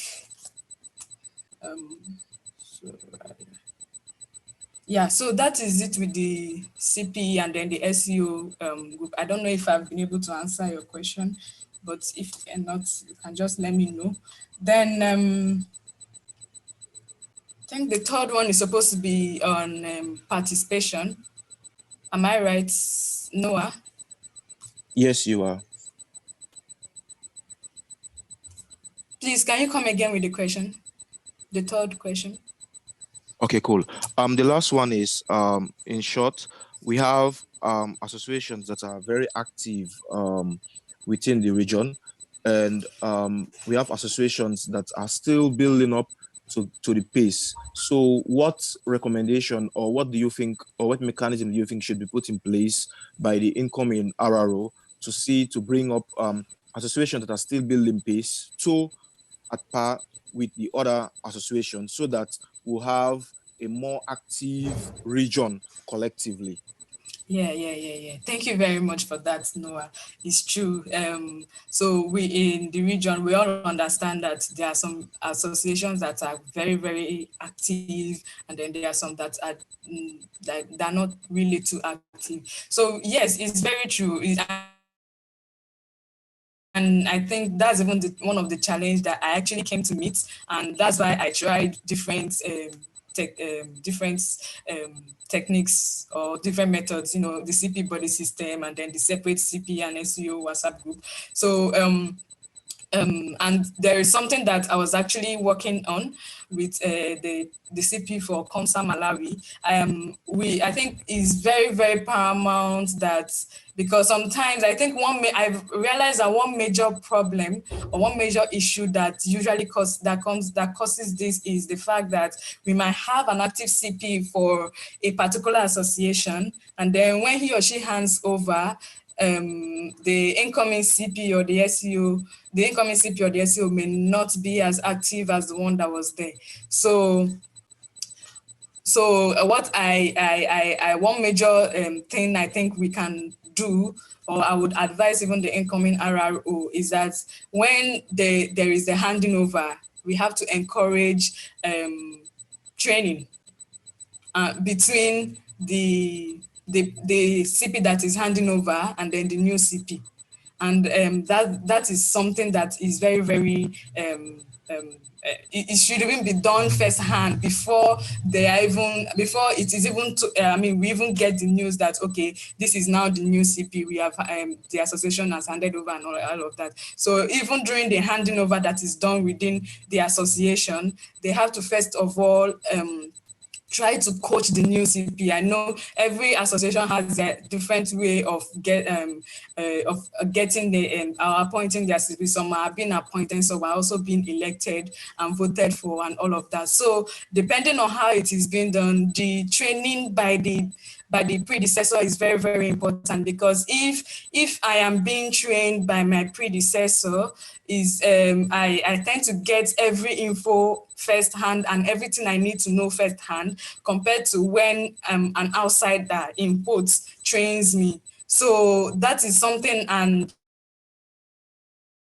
for example, I'm working with Comsa Malawi because the current CP now is now moving to a different phase of his life and needed to hand over. And basically, that's what we are working on by the side, so that they can do this training in-house, or guide the incoming CP on what needs to be done. And then after that, when they are now being introduced to us, we can now take over from there. We can now have maybe one-on-one meeting to let them know how it is being done, whatever they need to know and all of that. So that is the first one. Then the second one is with incoming associations. I think the one thing that we have in some associations, per their constitution and per how the association is being run, is that we find some associations that have one person as the president and one person as a CP.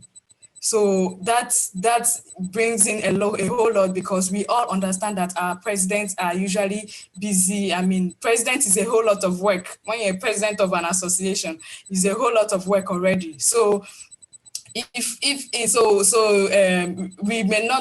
try to encourage that with associations that are already part of us, but for the incoming associations that we had, like that of our new association, 3 new associations that are coming in, we try to encourage them that yes, you are the one applying, because usually we have the president of the association doing the whole application process. So yes, you are the one applying, you are the president, but it's very important that we also have a different person to be the CP and a different person to be the SEO, so that it won't be a lot of work on the president, because that's also one reason why we have some of the CPs not being as active as we expect them to be, because you can have one person being the CP already. The CP work is overwhelming. Then we now talk about the president. So that is something that we encourage for our associations that are already part of us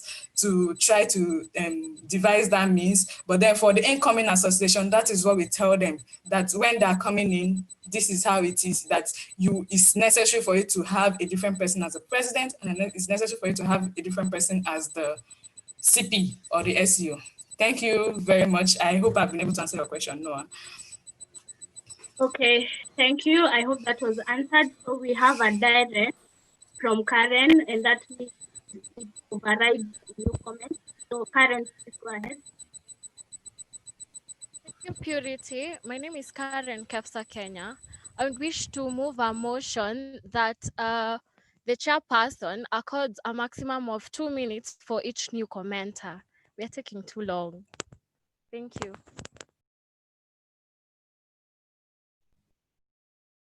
Okay, thank you. So that's not a direct, it's not related to what Ella was answering to, and it has been clarified. So you might need to raise a new comment using one eye. And I think rather than placing a motion, there's also the option of putting in place a procedural motion to close this discussion.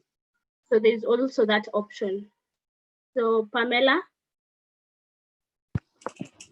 Okay, thank you so much. Emanuela really did a great job. I want to thank her already for that, knowing that FESPAO has been a channel that has improved the links between Anglophone countries and Francophone countries. What is the future of this relationship between Afro and NIT, given that you are outgoing, Emanuela? And have you planned a continuity? Thank you. Thank you, Ella.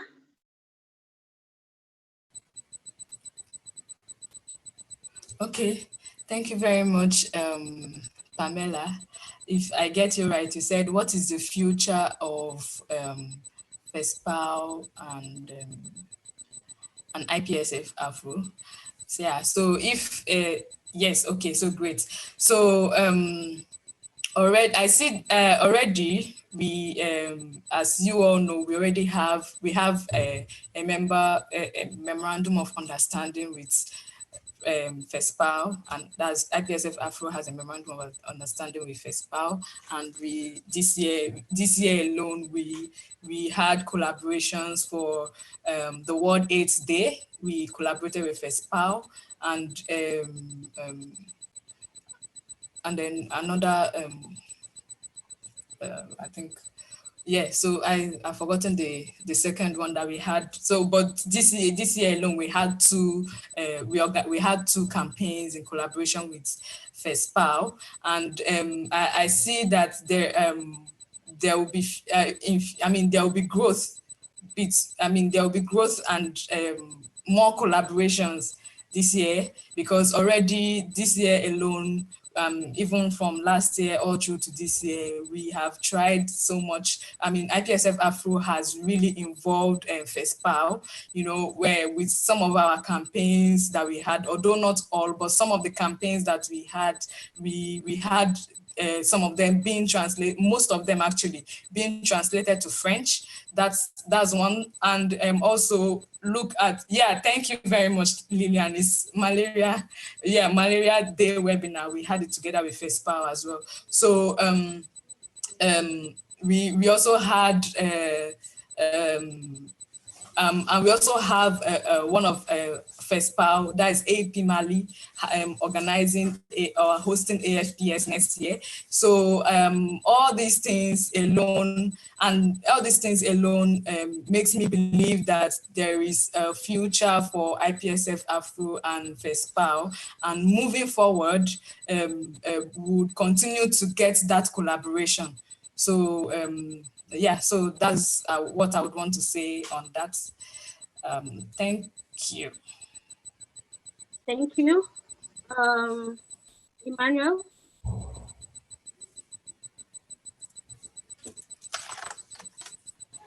Thank you, Purity. Can you hear me? Yes, I can hear you, but unfortunately, I might have to stop you because we have 3 eyes that also closing the discussion. But unfortunately, Ivan, I think I'll need a full member for that. Or Yelena can correct me. Do I need a full member for that, or can I consider the observer's comments? Or anyone from motions committee? So only an official delegate can move that. So I'm sorry, Ivan. We'll go to Emmanuel. Okay, thank you, Purity. First of all, I would like to, I'm sorry, yeah, I'm Emmanuel Shukur, CP of DRC. First of all, I would like to applaud in advance the Ella's work for this mandate. She really was the right person, for her position. She was always there when we needed her. And in DRC, we would like to use this platform to recognize how much Ella was more than helpful for us, especially for our full membership application. So thank you so much, Ella. But I still have a question for you.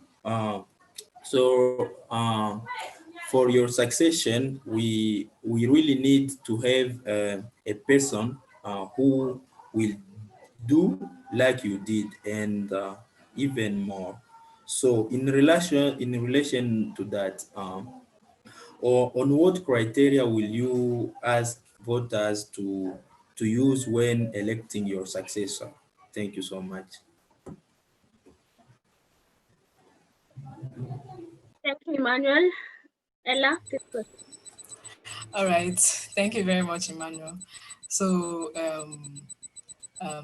already we have a basal criteria for selecting for nominations for the RWG or for RRO already. But during the voting, I would like each and every one of you to take into consideration someone that has great interpersonal skills, great communication skills. I mean, someone that is a leader in general, someone that that is able to be, persuasive, trying to encourage people to encourage CPs and then the SEOs to be active. And most importantly, is very paramount that you look at the person's involvement in IPSF, because I believe everyone has access in the RA folder, the nomination forms. So it's very, very paramount that you look at the work that they have done so far, before you are able to elect the person. Look at the work that they've done so far. Look at how they have contributed to Afro in general, and look at their plans and how they are willing to see that IPSF Afro grows at the end of it all. That is very, very, very, very important. Thank you. Okay, thank you. I hope that was answered well. Karen? Thank you, Lillian.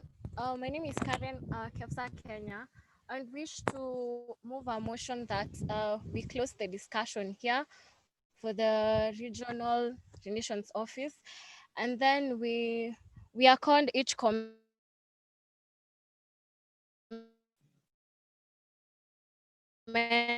a maximum of 2 minutes. Thank you. So those are two motions, right? So one is closing the discussion, and then the other one is according a commenter to 2 minutes. Yeah, a maximum of 2 minutes. So commenter, anyone who's asking a question, or also the person who's responding? Both parties, unless you're making an official report. Okay, and is that for the regional working group report or for the entire regional assembly? For the reports. Okay. Okay, so we have one more report. Maybe we can first close this discussion and then we'll raise that other motion after. Is that okay? So we'll, do we have a seconder to close discussion?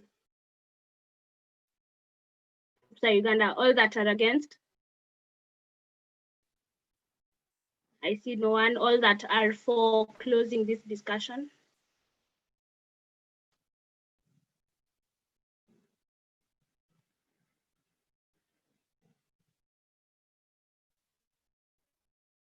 So you cannot abstain on this, so I need everyone to vote.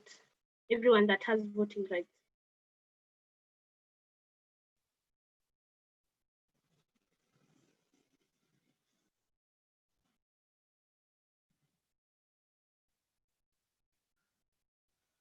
So only one person from the association can text for, not two people. So can someone please help me count the fours? They need to be 12. So Francis and Isaac, please add the name of your association next to your name.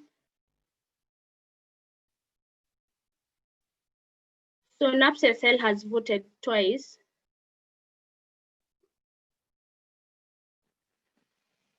So anyone to count the votes? We have 10. We need 2 more people.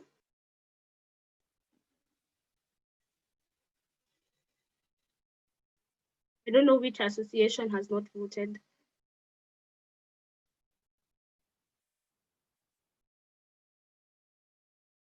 So PANS has not voted. Which other one? So PANS Nigeria, are you here?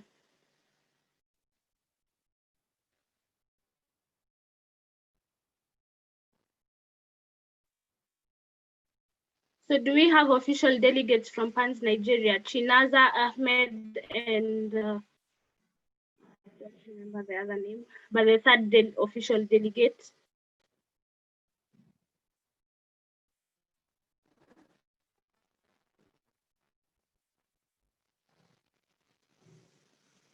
So can we, and the 11th person is also missing. So please vote again. So starting from now, and one person from each association, not 2 people. Text in the chat box 4.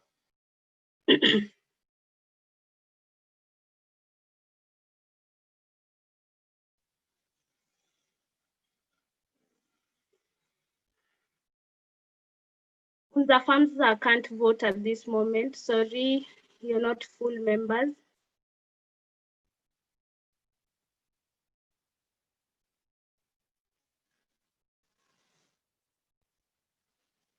So how many people do we have now? And Elena, am I allowed to close that vote with 10? It's more than 2/3 of all full members. Okay, so that has been carried and we'll proceed to voting. Thank you. So please open the vote for this specific motion.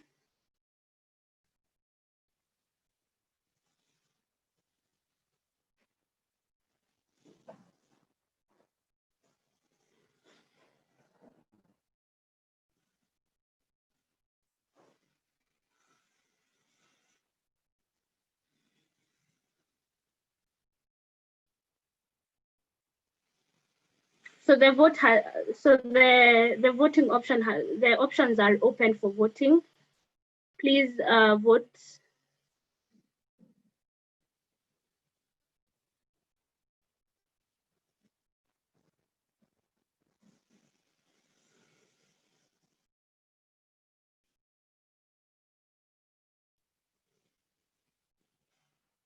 May we please know how many people are yet to vote?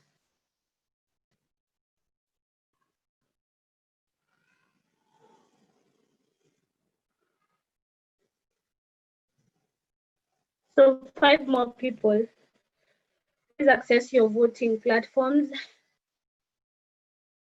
4 more.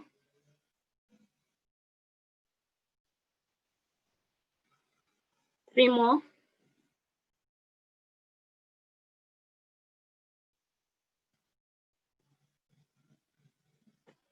So we need 3 more people to vote.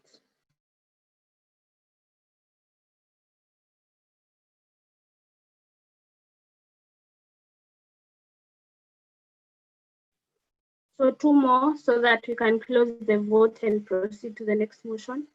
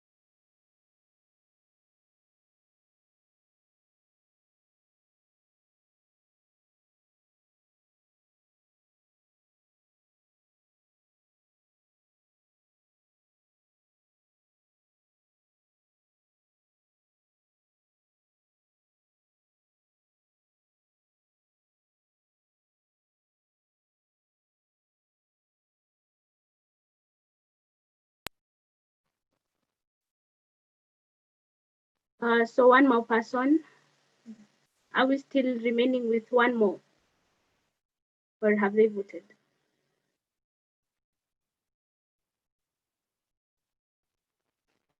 So 1 more. Please let me know who it is. So RPSA Rwanda. Yvette, is Yvette here?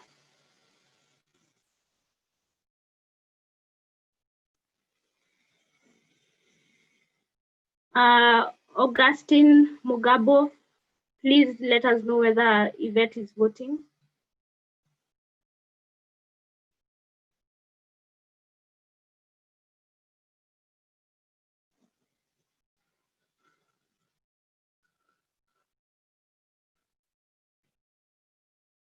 Anyone from RPSA?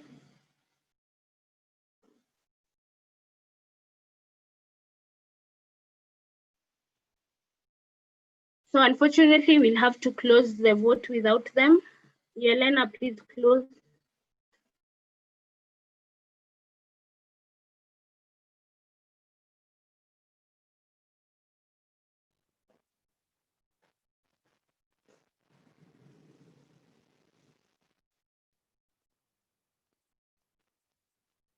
So we have 11 for, 0 against, 0 abstentions. And based on the 11 members that voted, it has been accepted unanimously. Congratulations, Ella. Good job. So yes, those are the results for that specific motion. Thank you, and we move on to the next motion.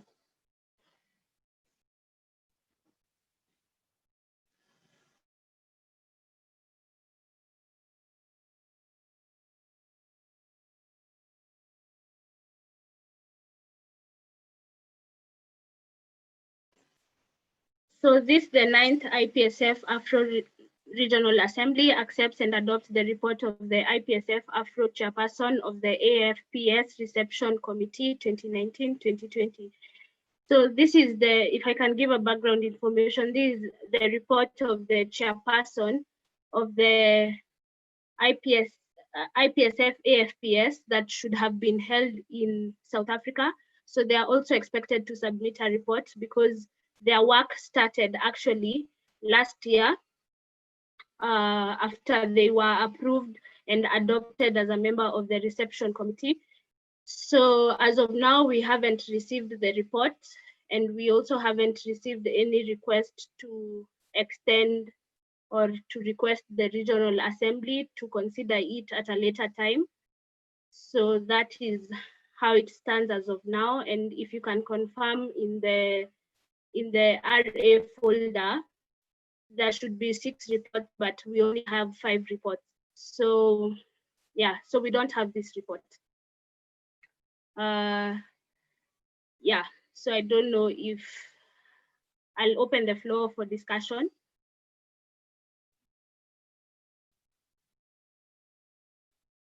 And how the regional assembly would like to proceed on this matter, or the actions that you would like taken.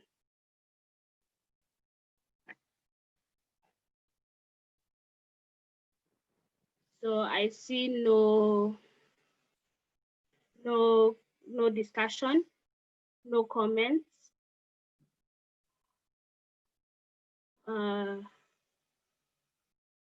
may I proceed to the next motion, or if there is no comment that is going to be made on this?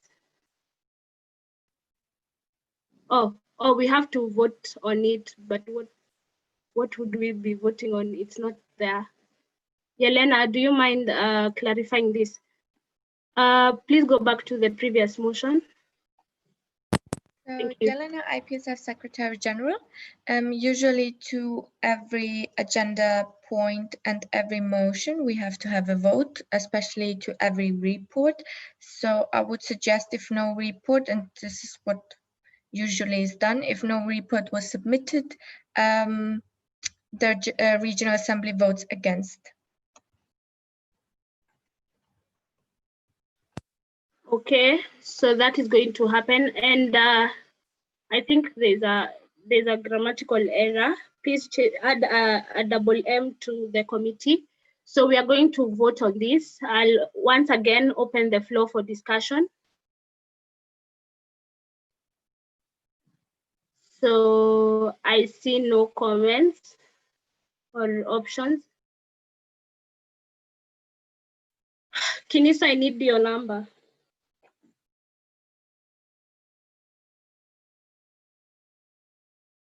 Kiniso, your number is needed for this.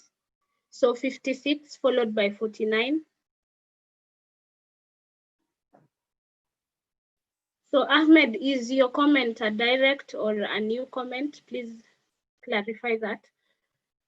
Kiniso, you can have the floor.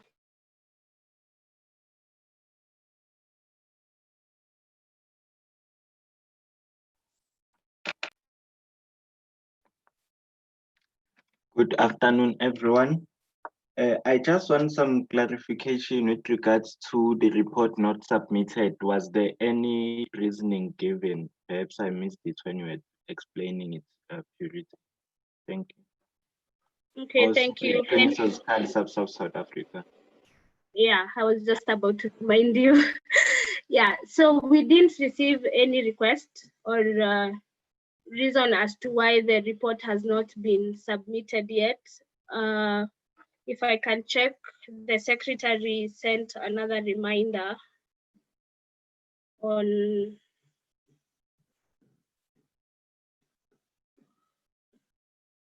so Ike sent a reminder to the chairperson on July 30th. So that's like 2 days ago. So he sent the email to Tabang, who is the chairperson, and no response was given on that. No response to the email. Yes. Ahmed?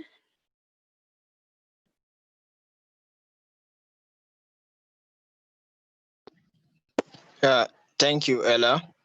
Ahmed Lawal Pans, Nigeria.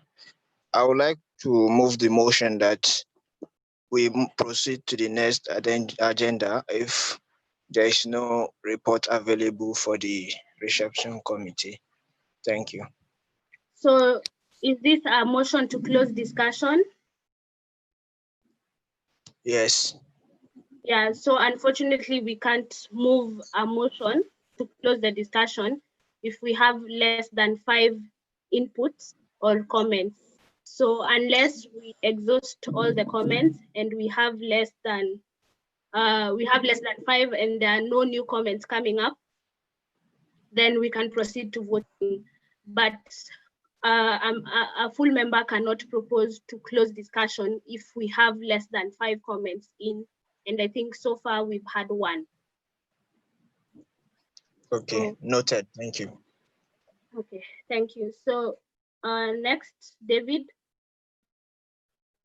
Okay, David Shagan, Burkina Faso. I think that in case we don't have the report, I propose a motion to postpone the adoption of this motion at the end of the array. And maybe ask Taban to send the report.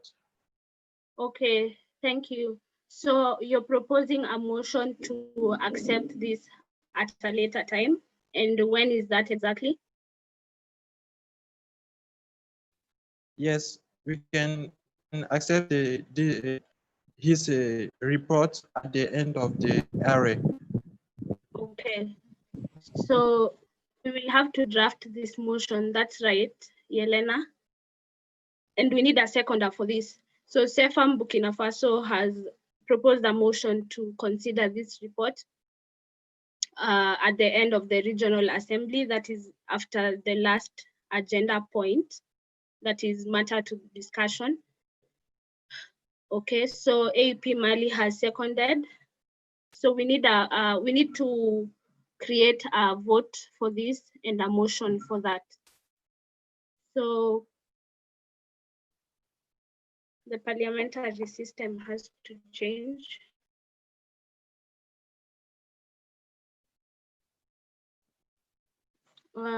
Yelena?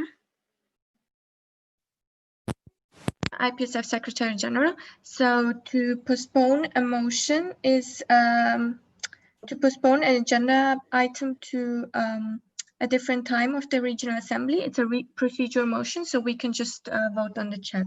Thank you. Oh yeah, okay, thank you. So it's a procedural motion. All those that are for this, please type for.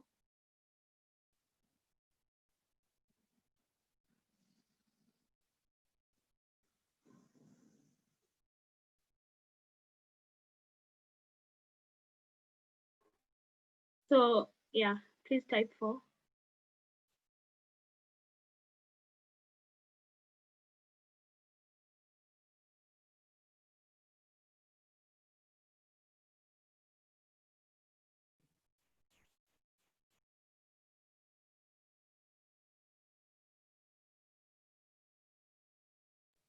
So do we have 12 falls? Okay, thank you, Yelena, and thank you guys for voting. So this will be considered later, and that will be communicated to Tabang. Ike, please do that. So the next motion.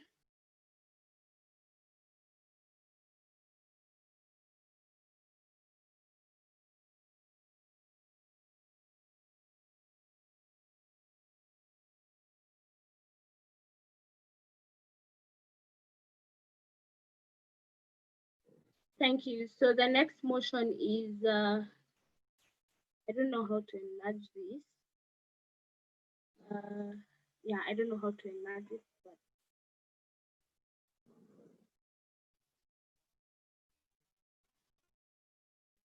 come and fix.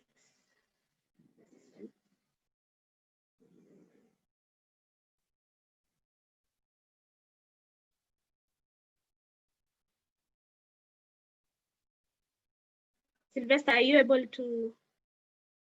Uganda voted twice.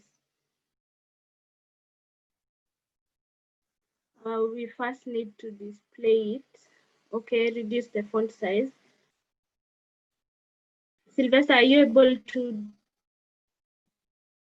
undo? I think so that we remove the formula there.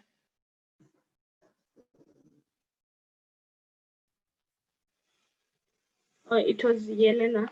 Yelena, please undo.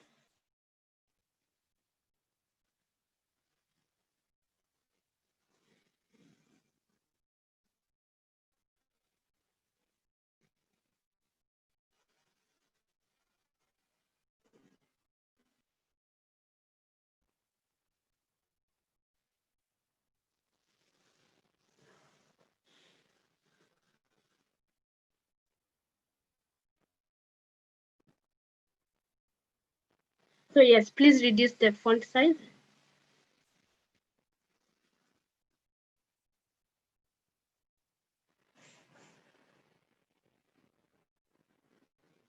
Thank you, Isaac. So, but the motion itself reads as we reduce this, the 9th IPSF AfRO Regional Assembly accepts and adopts the reports of the following member organizations: AP Mali, IFAM Niger, IFAD Togo, APSN Senegal, ISFAB Benin, CEFAM BF Burkina Faso, CEPUOB DRC, COMSA Malawi, GPSA Ghana, KEFSA Kenya, MUPSA Uganda, NAPSA Sierra Leone, PANS Nigeria, IPSA Rwanda, SAPSIF South Africa, TAPSA Tanzania, UNZAFAMSA Zambia, UPSA Uganda, and ZPSA Zimbabwe. So we received a total of 19 member organization reports, and those are the reports that are available in the RA folder. So we are hoping that official delegates and the observers that have the access to the annual reports have been able to go through them.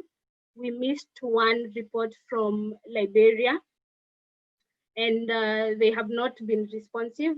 We have tried reaching out quite severally, but we haven't gotten any responses from either the SEO and especially the president, who is new. This is despite our efforts of trying and make them very IPSF aware and to give them awareness sessions. Ivan from Sierra Leone actually went there and gave them an info session to motivate them. We hoped that this would encourage their active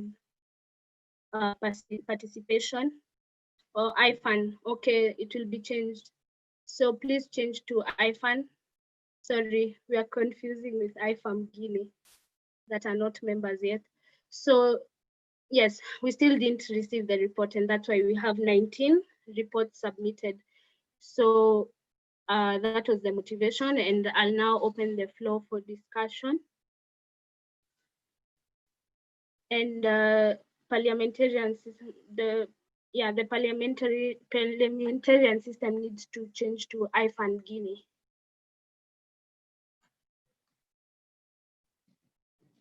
I mean IFAN Niger.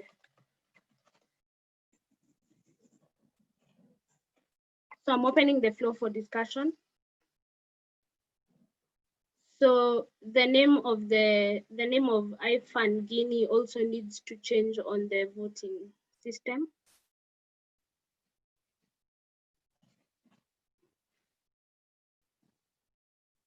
So IFAN Guinea, IFAN Niger.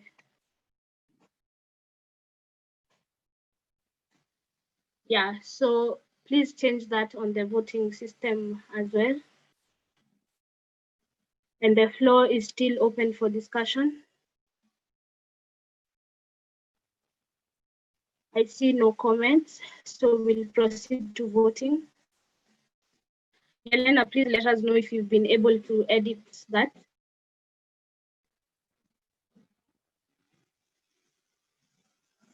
To edit iFund Niger. Yes. So we'll open the vote.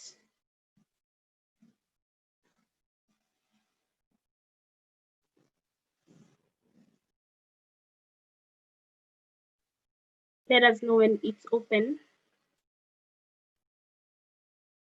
Thank you. So it has been opened. Please vote.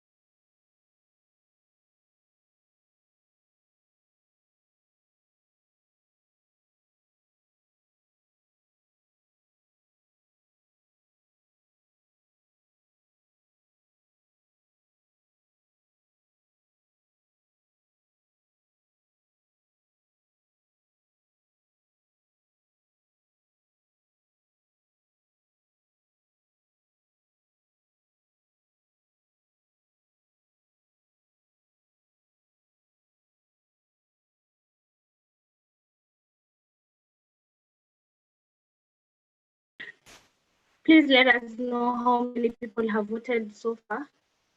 We expect 12 voters.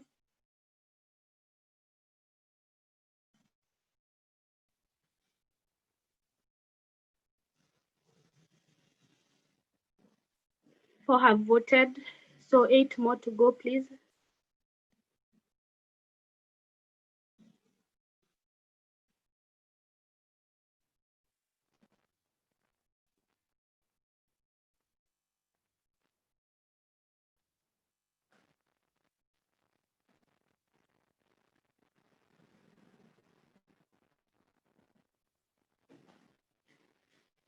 Technical?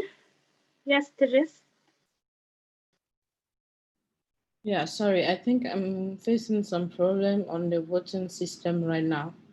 So I don't know if anyone has any problem.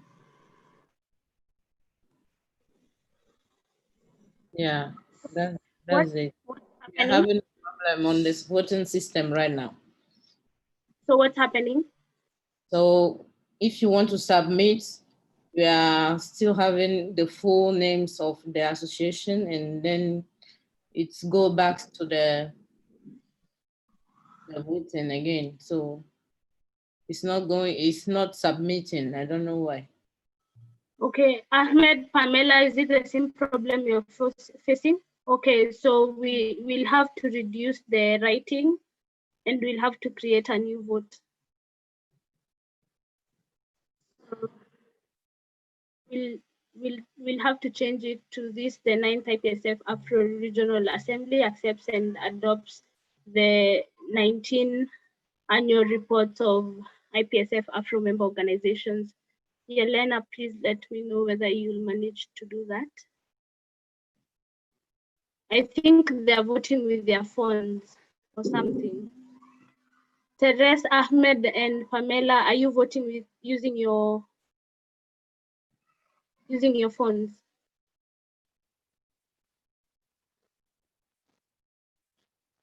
Yeah, so that's why. So we'll just make it shorter for you. And we'll open the vote again. So those that haven't voted, if you vote, will not consider that one. So wait for the new poll to be created.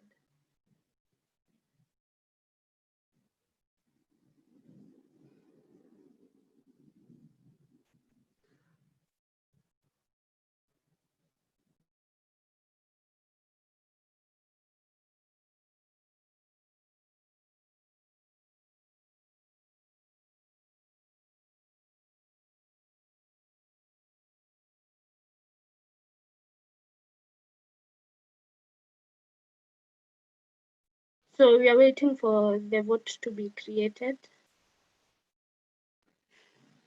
So yeah, so once we do that, the vote will be opened and you can access it. It's going to be simpler.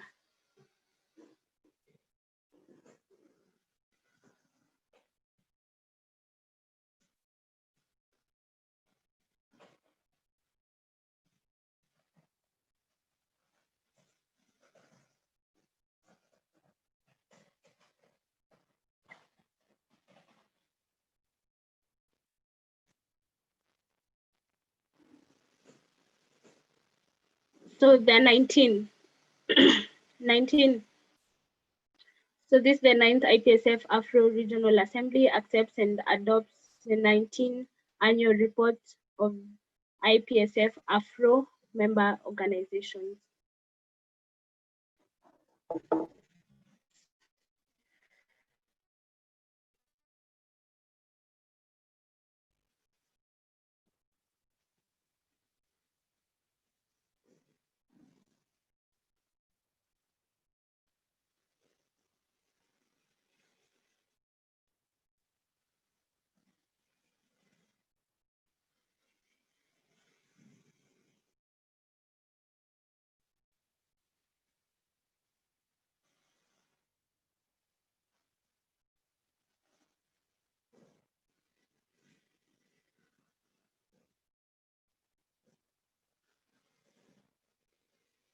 So Yelena, please let us know when you manage to create the new vote.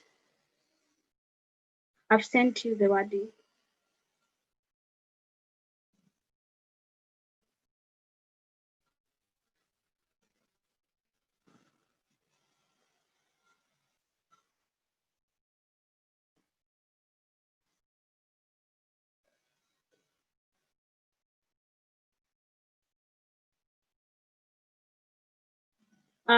Baraka, I don't know what your 12 means.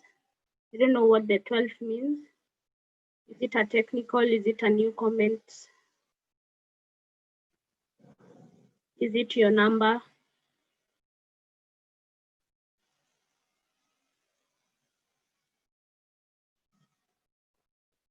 So the vote is open. No, Baraka, it's 19 associations, just that all are not visible. I sent the main motion that we are discussing in the chat box, so you can just go up and try and find it. So guys, please vote. It has been modified and now we have the new vote that we are going to consider. Yes, so it's done. So may the rest just vote quickly.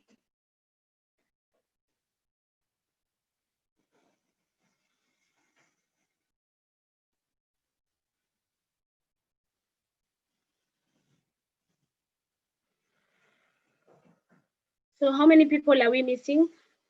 Zaude?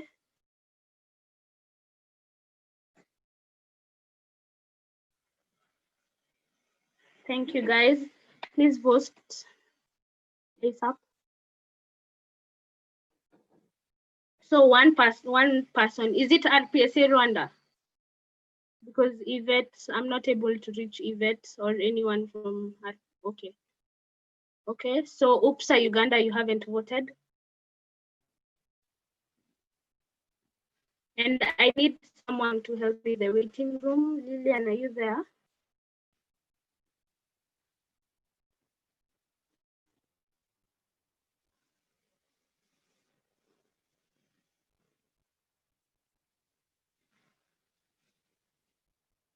So UPSA Uganda, Innocent, Mahmoud.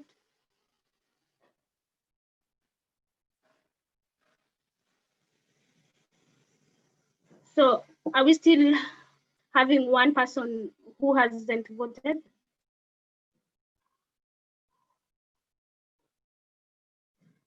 Okay, so we'll close that vote there and consider the the members that we have in voting. So please close the vote.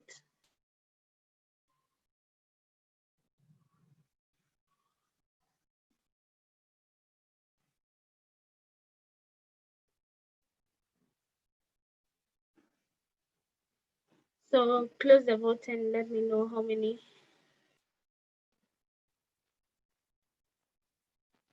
So we have 11 for, 0 against, 0 abstentions. So the reports have been accepted and adopted. Thank you. Please update that in the system.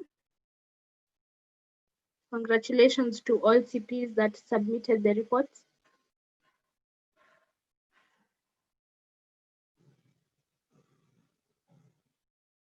So next motion, please.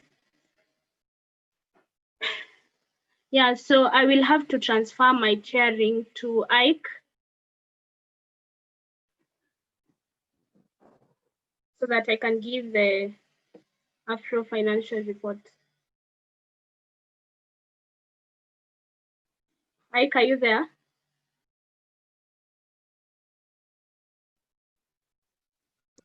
Hello, Purity, come again, please.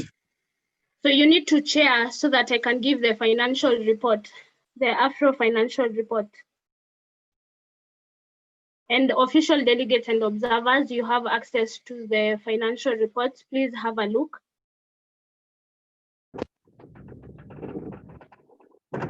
So you need to chair. Yes, I will chair. Okay. So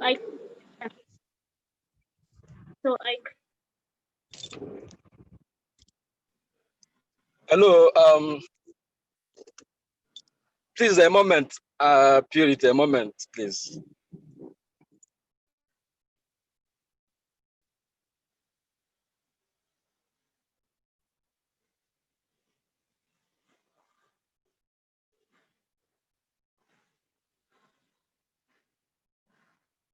maybe I can give the motivation as you, but you have to tell me to do that.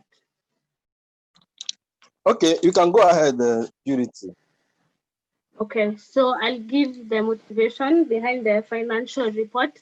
So we had a budget of 1,750 euros at the beginning of the mandate, and we added 450 euros from the reserves. That was the unspent money from the 2019 financial year from AfRO.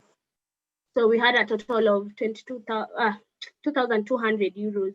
Then how we broke down that at the beginning of the mandate was we allocated 1,470 to RWG travel expenses because we know how expensive flights across Africa are.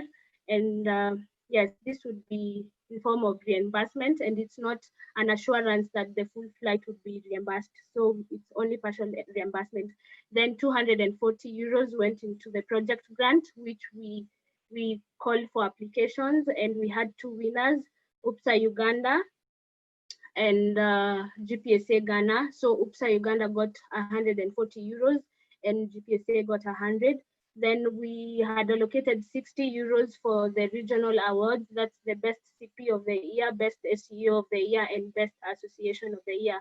We had also put aside some money for AFPS awards, totaling to 90 euros for the winners of the professional development event, and also for the runners up and second runners up. Then we also put aside some money for an essay competition to cover partial reimbursement of the AFPS registration fee for the winners. So then the essay, and then we had 40 euros for unforeseen expenses. So that would cover things like transfer charges and all that. Then the status as at today, or as at this regional assembly, is that we've only spent 240, and that is for the project grant. And then when we revise that budget, because we don't know whether things are going to get better, and this budget should cover the region up until December, we cut the travel expenses into half. So we have 735 euros going into flights and 240 for the grant that we already offered, and 40 euros for the unforeseen expenses. So we have 1,015 euros as the expenses for this year, and that's the financial report. Okay, thank you very much, Purity. Right now, I will now open the floor for comments or discussion about the presentation. So any comment or discussion, just indicate on the chat box. Thank you.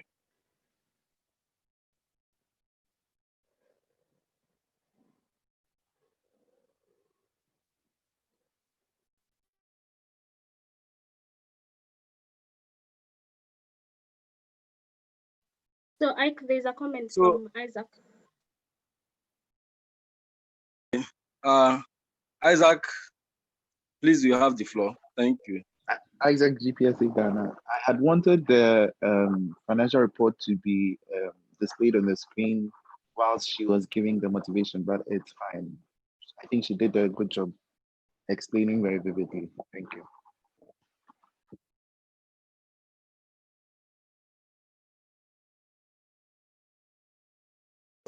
Okay, Purity. Okay, so he wanted it displayed, but he says that it's all good. So do you still want me to display, or should I wait for more comments or questions? Okay, Quinisto, Yao. So Quinisto, you may have the floor. Quinisto's South Africa. I just wanna ask. I see that in the budget, in the financial report, it doesn't seem like there were any funds that were allocated for the student exchange. Does IPSF AfRO assist the members who are engaging in this student exchange, or is it solely the responsibility of the member associations and the individuals that are going to be traveling? Thank you. Okay, thank you very much, Quinisto. Purity, you may respond. Thank you. Okay, thank you, Kiniso, for that. So student exchange SEP is an entire portfolio in IPSF itself. So it has, that budget is controlled globally by under the IPSF budget. So we don't include it in the regional budget because we have things like SEP grants that are operating from the IPSF budget. And that is where, we can actually raise that. And at the regional level, we are not supporting like the student exchange financially, but people who are interested in SEP and who are going to take SEP, we always tell them about this, that there's a grant available for you, and all you need to do is apply when it comes out. Then if your application stands out and is good enough, then who knows, you might get it. But under this budget, we don't focus on that. Thank you. Okay, thank you very much, Purity. Yao, do you still want to go ahead with your comments? Yes, All right, you have the floor. Thank you. Okay, Yao Mfwafo, GPSA Ghana. I wanted clarification that so in this mandate, it means the RWG is going to use 1,015 euros. And also I would want to have a better breakdown of the RWG flights, because I think the grants was explained 100 for GPSA, I think 140 from WUPSA. I want to get a better breakdown of the RWG flights as well. Thank you. Okay, yeah. Oh, sorry. Ike, please give me the floor. All right, you have the floor, Purity, to respond. Thank you. So thank you, Yao, for that question. And wanted a breakdown. Oh, will the budget be used for this year? Yes, the IPSF financial year runs from January to December. So the money that is there, 1,015, is what will be available for this mandate. And we can't change what it will be used for because we already approved the budget for this year. So the next budget that I'm going to be presenting will be the proposed budget for the next year. Then if this regional assembly adopts it, then incoming chairperson will have to discuss that budget together with the treasurer and have it as the budget for the next financial year, that is from January to December. I hope that I answered that. So the second thing is a breakdown of the flights. So unfortunately, we are not able to break down the flights because, as you know, the cost of flights change, yeah. And we didn't specifically say that it's only going to be used for AFPS because sometimes regional working group members might have to travel to things like the WHO reception committee, regional committee meeting. And that is not like clearly stated in the budget. So if that happens, we might not be able to reimburse the regional working group for such a travel expense. That is why we decided together with the treasurer to put it open such that it says regional working group flight in case a different flight has to come up that is justifiable. Yes, then it can be covered. I hope that was answered, Yao. Yao, thank you very much, Purity. Yao, is that clear by you? Yeah, I'm far for GPSA Ghana. It's clear, but then I just want to know, so how much, because the budget breakdown did not cover expenditure up till now. If you get what I'm trying to say, to an extent, as in, I just want to really know, out of the 1015, how much of it has been used till now, and how much of that budget is left. That's all what I want to be clear on. Or is it that the 1015 has been used, has been said to be used already? I don't know if you get to my question well. All right, thank you very much, Yao. Purity, please, you may respond. Okay, thank you. So thank you, Ike. Thank you, Yao. So we have 1015. Technically, none of that has been used because we can only reimburse the project grant after the project grant has taken place.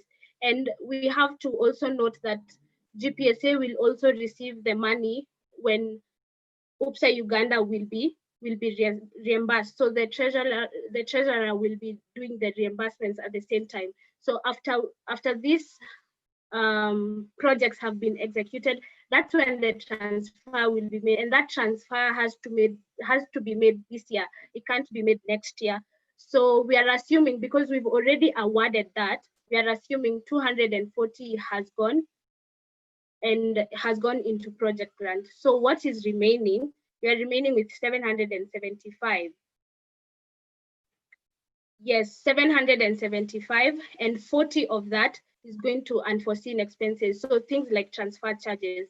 And then 735 is going into flights. So if the regional working group might have to make any travel, there is only 735 euros available. And this cut was made in consideration to the COVID-19 pandemic and also projections on when actually people might be able to travel. So we had to do budget cuts across all regions. So it's not just Afro. So yeah, I hope that's okay. So thank you very much, Purity. I think Yao, what she was trying to explain is that most of the budget proposals is still pending, but there are the things that we see that we can still achievable within the few periods we still have. So I think that clears it. We have another direct from Noah. Noah, please, you have the floor. Thank you. Noah Sise, NAFSISA Sierra Leone. PVT, I would appreciate if the budget would have been displayed like what Isaac suggested, because now I'm getting a bit confused with regards to the reimbursement and what was available and all. But one thing that I actually also wanted to ask was, would it be possible for us to know details with regards to the money that's allocated for flights? That is the money that has been used already, not the one that is supposed to be used. Because from my understanding, like this year, we didn't have like traveling, like all these international conferences because of the COVID-19. So like if there was any, like we would like to know which one was it and what was spent. Let's say, for example, if people went to Geneva, I'm just assuming, like who, like what was allocated for that particular trip. So I guess the financial report display of it would really explain that. If it doesn't, then you can display it and you would explain to us so that we'll try to get that point clear with regards to it. Thank you. Okay, thank you very much, Noah. Purity, you may have the floor. Thank you. Yes, thank you. So I'm trying to display that right now.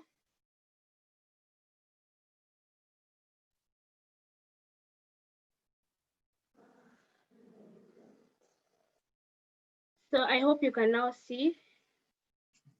It's going to change in a bit, but I have. Can you guys see?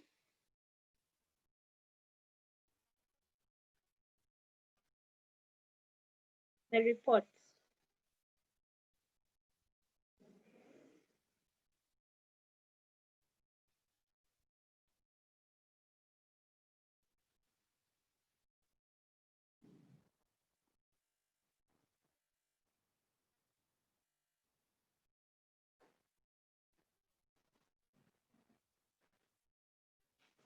Is it now visible to everyone?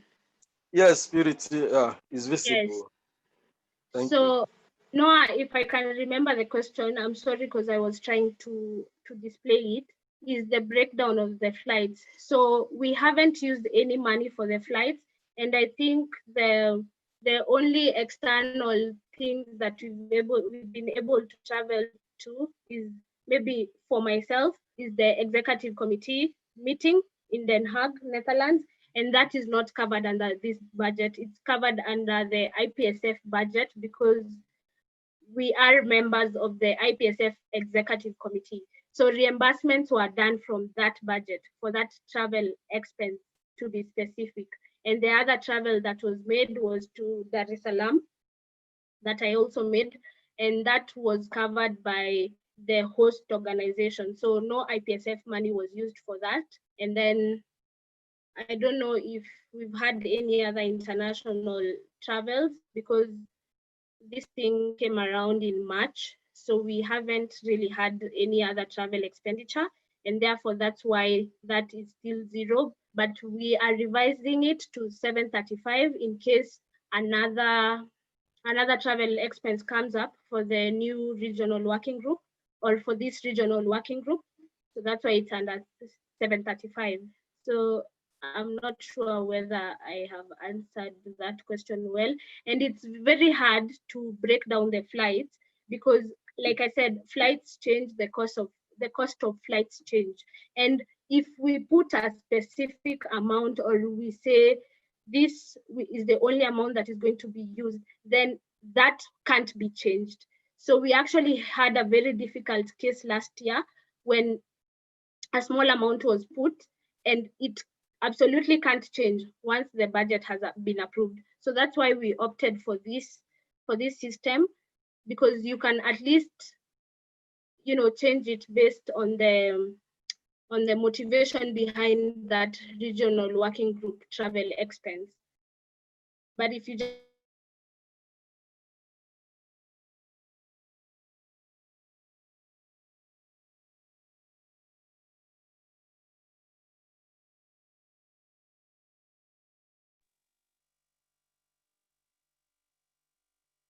Hello, Purity. We can hear you.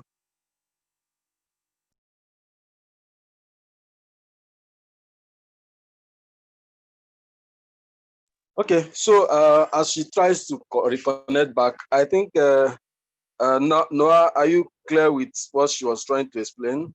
Are you now? You can see the screen. So, are you clear with the display the information?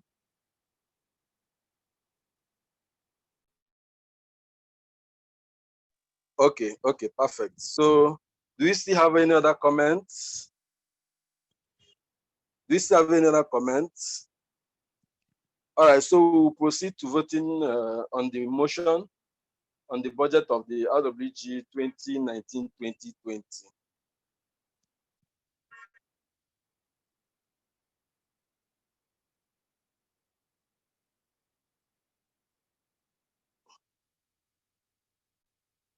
Okay, yeah, sorry, that. Noah, can you, okay.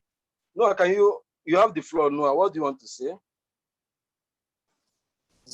Yes. No assistance not necessarily. Okay, I think Purity is back. So as she was saying, I looked through the budget and I saw some other like allocations with regards to AFPS events like patient counseling, marketing skills, and clinical and skills events. And together, I saw another allocation with regards to, I think it was regional awards, best CP, best SU, and best member organization. I think it was 60 euro that was indicated to know. So I just wanted to know how will that be given? Since this budget covers till December, that means it covers this particular mandate, basically, like for this particular event, because the AFPS next year will, I think, should be covered in the next budget that will be made in December. Correct me if I'm wrong. So if that is the case, how will this particular allocations be given? Since considering, first of all, we didn't have an AFPS. So how will patient counseling, clinical skills, and all be sorted out? And also, how will the regional awards be sorted out, since we didn't have all these yet as of now? And also, will these particular regional awards, yes, the regional awards, are they going to be given to the winners? Are they actually going to be given, and how would they be given? Because I'm a bit skeptical about it. Thank you. Okay, thank you very much, Noah. Purity, are you back now? Yes, I am. All right, you may comment on. Thank you. Okay, thank you, and sorry guys for that technical. And if I can answer that question, we had the budget 2020. If you can see, we have how many columns? 1, 2, 3, 3 columns. So the first column was the budget that was approved.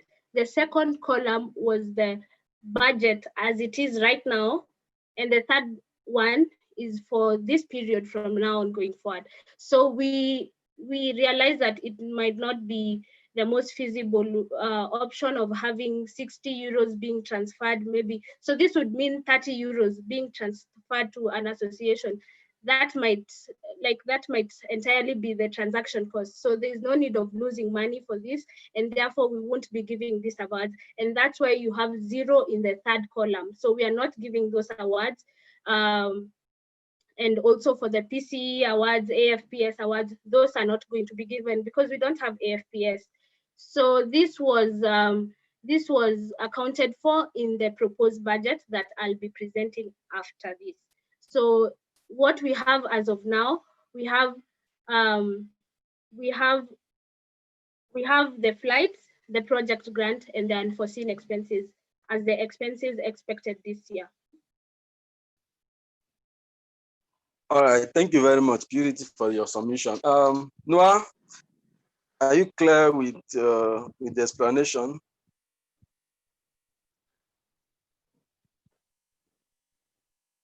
Okay, please, you may unmute and have the floor. Thank you. Yeah, thank you very much, Purity, for a wonderful financial report. So when I went through the financial report, my only concern was with the sponsorship. I noticed that we got all our finances from IPSF, the global. And what can we do as a chairperson, maybe outgoing very soon? What can you possibly advise the incoming chairperson in improving our sponsorship? Because yet my concern is increasing the participation of members across Africa. Because when we meet for AFPS, we create bonds, we unite and create networking. So what would you think we should do as a region in improving our budget so that our AFPS fees, our LIT fees will be less expensive and we have more participants? Then secondly, I just picked this up while you were responding to Noah's question.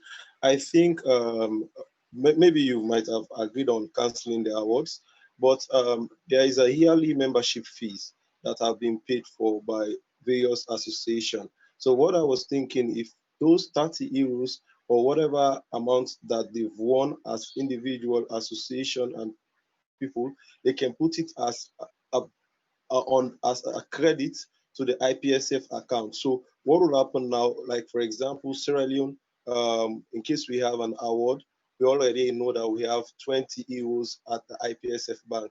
So when we want to pay our yearly fees, monthly membership subscription for the year, we will just send the balance that we are due to, so that it will also enhance participation across the region. That's my thought. Thank you very much for a very. Okay, thank you very much, Fude. Purity, you have the floor. Thank you. Okay, thank you. I can thank you for this. So the first one, sponsorship. So in fact, I'd like to say that this year, through the help of the External Relations Chairperson and the entire IPSF Executive Committee, we actually got sponsorship for AFPS, and it was worth 7,000 USD for the AFPS that should have been held in South Africa, and the money was actually transferred to SAPSIF, to the AFPS RC. But now, because the event was cancelled, we have to reverse that, and depending on the directive from IFPMA, we'll know whether that will be transferred to the next AFPS. Unfortunately, that cannot be highlighted here because it's not under the regional budget. So that's why it's not there. But definitely there is a big gap when it comes to sponsorship and getting sponsorship for the regional budget. And if I can go back to the discussion that you guys were having with the regional relations officer, that would be an amazing approach, getting a report of all that AfRO member associations have been able to do and the potential that they have, and presenting this. So this report plus the prospectus might really go a long way in attracting sponsors. And one of the best ways is also, finding ways for these sponsors to sponsor activities happening at the local level, because as IPSF, it might be very hard for us to get the sponsorship, and all that we're doing is primarily online and helping our member organizations. So if member organizations can also step up and come up with activities that are very good, that we can then support them in applying for grants. So if this money comes to AfRO based on the grant application that was made, then we can channel that to the member organizations to do activities with that money and all that. So yes, I hope that was answered. All right, thank you very much, Purity, for that deep and explanatory explanations you are giving to the RA. So please, I will need to fast a bit. Okay, direct from Kiniso.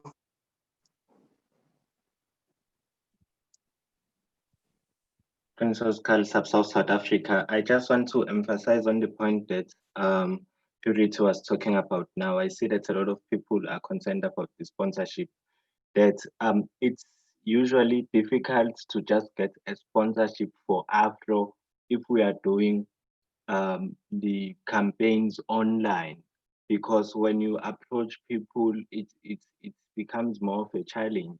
So it will really help if the sponsorship is really channeled to the branches, to the member states themselves, with the projects that they are doing that are not online.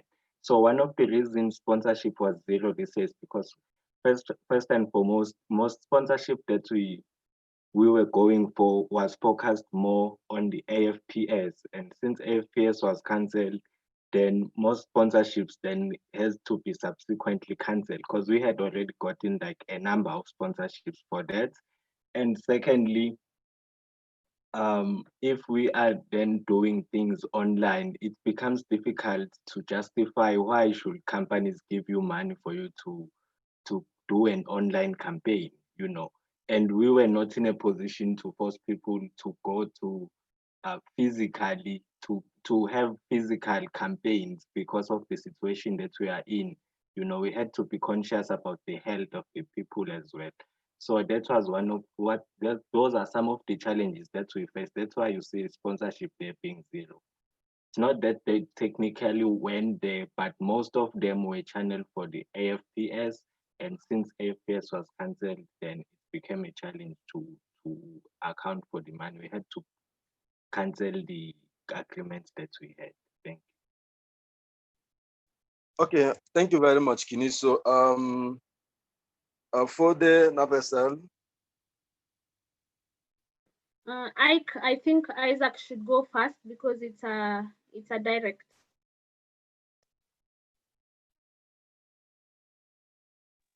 okay, thank you very much. Isaac, you may have the floor. Isaac, GPSA Ghana. And thank you, Ike. And I just want to buttress on the point Kiniso made that this year we've had some challenges with respect to the sponsorship because also because of COVID-19, we had a lot of the companies folding on themselves. So we couldn't get their full support.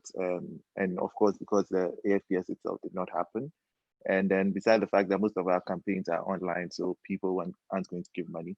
But then, yes, a lot of work has gone into requesting a sponsorship this year. It's not as if the RWG didn't do anything at all. And I'd like to also commend the work of the external chairperson and the EXCO as well, and Purity's work as well. And Kiniso has been in charge of getting partners and sponsorships in the Regional Relations Subcommittee, working together with Ella. So there's been difficulties, but I believe that if we bring on board the prospectus and then the annual report, we're going to go a long way to attract sponsorship for our AFPSs in the future. And I also like to iterate that for future AFPSs, like Fode was saying, we need to find a way to mitigate the prices so that a lot more people can participate. And we need to borrow from organizations such as First Power, try to pick their mind as to how they make their organizations very, their organizing of their events very standard, yet the costs are very low and people can attend in their numbers. So in the future, I think we should consider that as well. Thank you. Okay, thank you very much, Isaac. For the Navesel. Yes, thank you very much, Purity, for the comment. I think you didn't respond to the last question I asked. If it's possible, since we are paying our annual dues as members of the various associations under IPSF, so that these awards, the budget has been done already. So all we can do just to credit this amount to the deserving countries. So when they are about to pay their monthly dues, or I mean their awards, their subscription now, all they need to do is just to deduct this amount from their subscription and send the balance via the transaction, since the money is coming from IPSF, so that the awards could be old also, in order to motivate members. Okay, thank you very much. For the Purity, please, you may have the floor. Okay, thank you. So what I would suggest is only do that for the Best Association Award. It is a very good idea, and I think we can do that for the Best Association Award. And I think this is only possible by, a motion by this regional assembly, so that the treasurer can effect that, because he's dealing with all, everything financial. But I wouldn't do that for the best CP and best SEOs, because those are personal awards, and we are not sure whether if it's deducted from the fee, it's actually going to be given to the person. So I would suggest you guys propose a motion that the best association award, the amount that was there, which is 30 euros, still goes to that association as part of the membership fees. And we'll be having an award ceremony before the end of this RA. So you'll get to know the best association of the year, the best CP, and the best SEO. Yes, thank you. Thank you very much, Purity, for clarifying the whole thing. Just if I may add something, I think it's better that way. So if you have an individual award, the individual award should go to an individual. Why association award can be used to fund associations' debts to IPSF. So maybe you may propose the motion and send it across to us, to the motions committee, so it can be presented to the RA before we finish all our proceedings.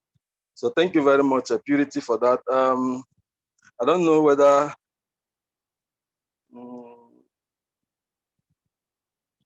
okay, Noah. Okay. Noah, do you still have a comment? Yes, I do.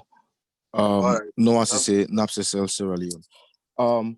I think Fode raised a very brilliant suggestion, but I think one more thing that that I want us to just look into is the fact that with regards to the individual awards, yes, you are right that individual awards should go to individuals, but I think that should be the discretion of the one who wins the award. Like the individual, by right, this particular award and what should cover the award, that is the 60 euro that encompasses all the awards, has been already budgeted for in the budget. So I believe if we want to do something like that, the suggestion should be there, like it should be open, like it should be a discretion of the one that wins the award. If let's say, for example, Mr. X wins an award and Mr. X wants to give the award to his or let's say to his association, is his discretion. So I don't think we should just limit it to just, yes, it's clear that an association winning the best association can decide to use the money to cover some part of their annual dues, which is correct. But also it should be open. If the best CP wants to transfer his or her award money to his or her association, it should be open. Because if you give me, let's say for example, if you give Mr. X money, it's his or her, it's his business to use the money anyhow the person wants to use it. So I think let's leave it open in that particular regard. We can file a motion with regards to it and leave it open. It's up to the person to decide whether the person wants to do this or that. Because it has already been stated in the budget that that money is allocated for awards. So that is my own suggestion or a question. I don't know what you think about it. All right. Thank you very much, Noah, for your submission. I think it's still up to the RA to propose, to decide or propose a motion in that regard. So the motion is going to cover all the points you've raised. So I think individual association can sponsor a motion to the RA, so we can be able to clarify everything. If we are going to say, okay, individual winning awards have the discretion to transferring it to his or her association, and then you can be able to use it to fund the debt to IPSF. So I think it's still a motion you can propose. Thank you very much for that. I would like to alert the RA that we have exhausted the 3 hours. Just a minute. So if I can clarify, please note that transferring to the individual, we will be incurring transfer costs. So the entire 20 euros or more will actually be used up. So that is why I wasn't supporting that, because the money will just be wasted anyway. And that's a waste of financial resources. So please be careful with how you intend to go forward with this. I would not suggest it that way. But for the member association, it is possible to limit that. To credit that from the IPSF account immediately. But for individual awards, I hope that you guys find a better approach to it. Okay, thank you very much, Purity, for that suggestion. Right now we have exhausted our time for the RA. So I would like a full member to propose a motion for extension or to adjourn or to suspend the standing order for the RA. So please, full member can propose a motion for extension or to adjourn. Oh, you. Wow. Do we have a proposer?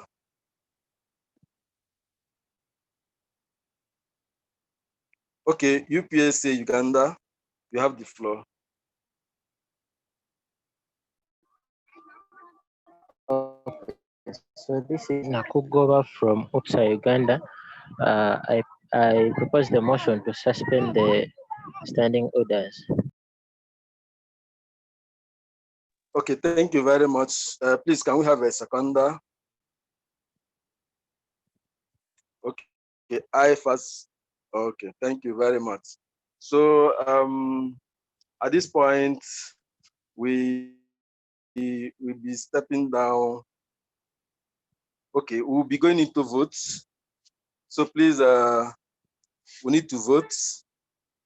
Further, we may not entertain a comment right now. We have a proposal, a second already, so we'll vote. So after the voting, you may have your comment. Thank you. So let's have the vote. The motions committee, please.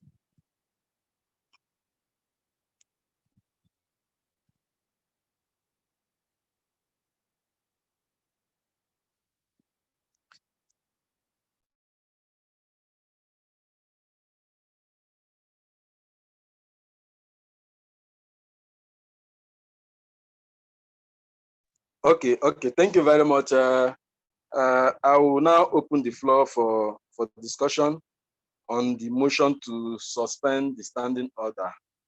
So any comments?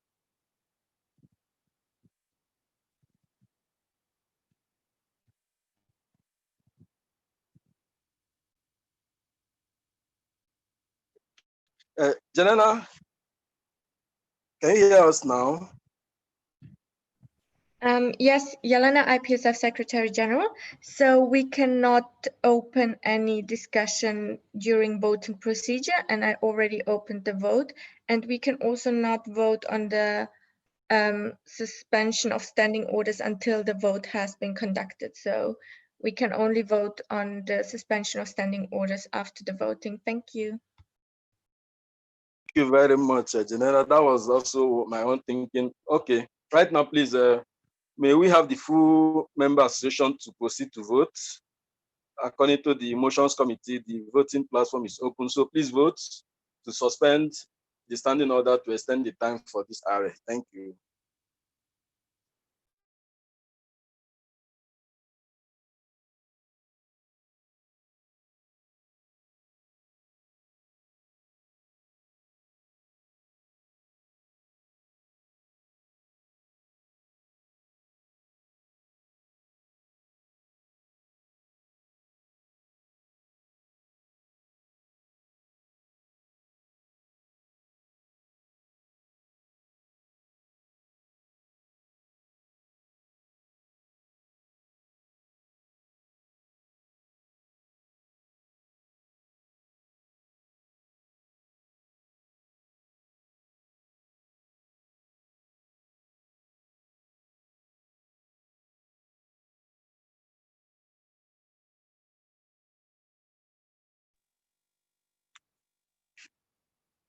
So please note every full member is expected to vote on this motion for the suspension of the standing orders. Thank you.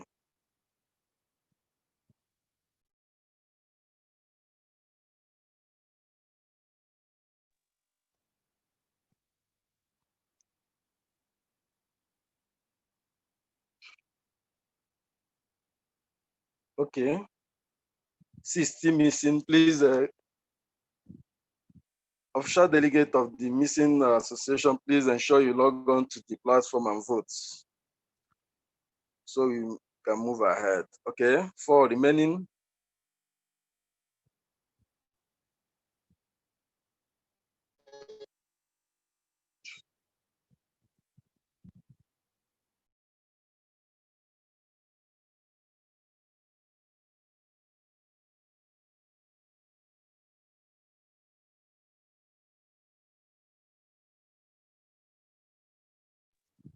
Please, motions committee, are we good?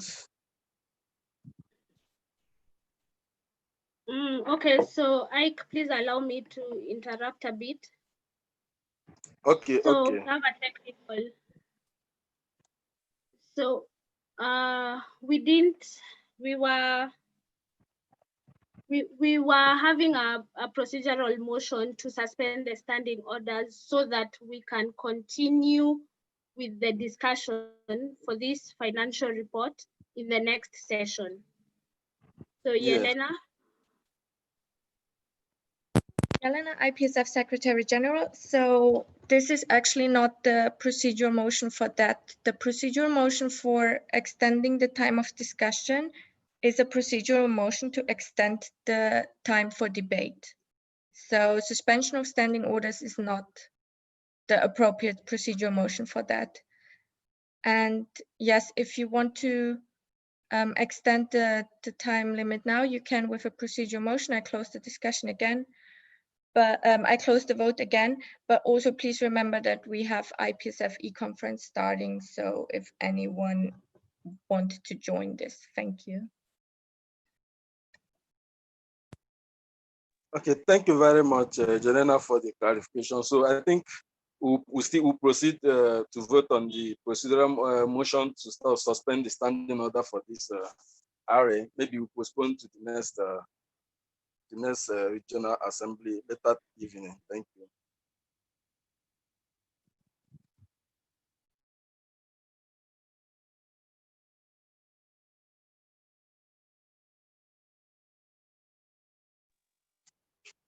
So motions committee, are we good? Ike. So you need to have a procedural motion. Yes. to if they want, we should end the discussion now. So we should have a procedural motion to end it, like not to extend, not to extend the time for discussion. And then we will have another procedural motion to suspend standing orders. And then the voting that was done on the financial report, we'll have to redo it that again when we finish the discussion on this report in the next session. Okay, thank you very much, Purity. Actually, the motion we're voting on is on the procedural motion to suspend the standing orders. So after the voting, we can now maybe if it's not carried, then we can now proceed on voting on extension of timing and then time allocation for the motion. But for now, let's vote for the suspension of the standing orders. Thank you.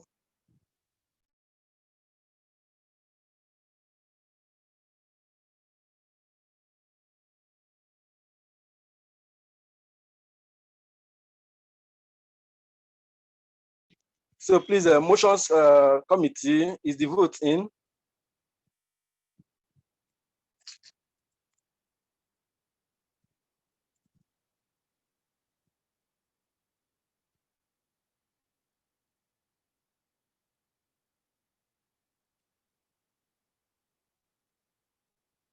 Hello, Jelena.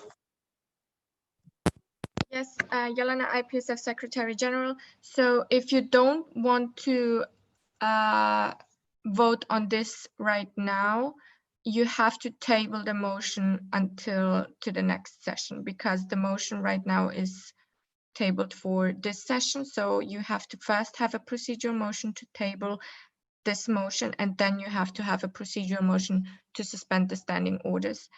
And this can be done by chat. Thank you. Okay, thank you very much for that clarification.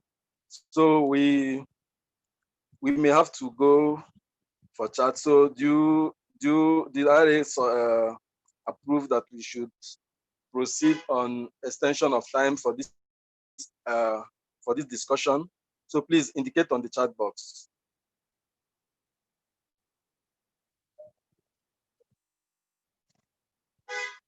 Hello, Purity. Yeah, so it's a motion to table these subjects under discussion to the next session. So we are not extending the time, but we will table it to the next session. Then we will suspend the orders for the next motion. Okay, thank you very much. So now this is a motion to table this discussion till the next session of our RA that was starting by 6 p.m. to 9 p.m. GMT +0. So you may just indicate on the chat box, thumbs up or thumbs down. Are you okay with tabling this motion to next section? Thank you. Please, full members should vote for or against. Okay. Anyone, thumbs up or thumbs down, for or against. Thank you.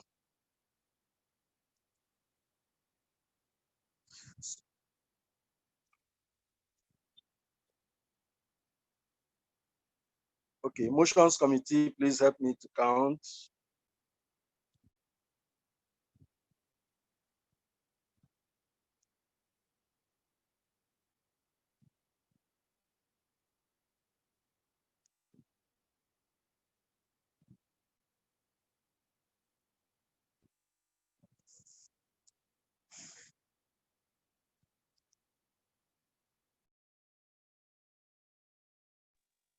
So hello, Janela.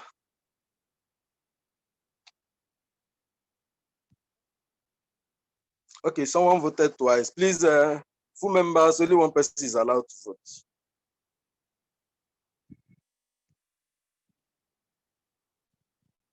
You may proceed to vote again. Please, one person should vote per association. Thank you.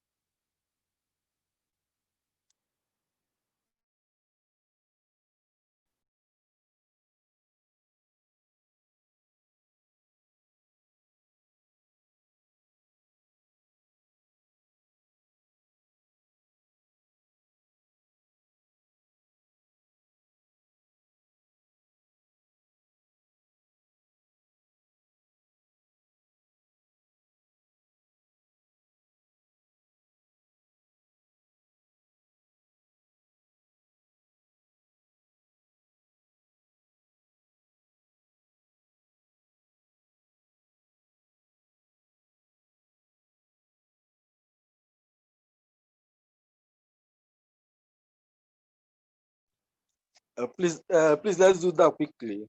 Let's do that quickly.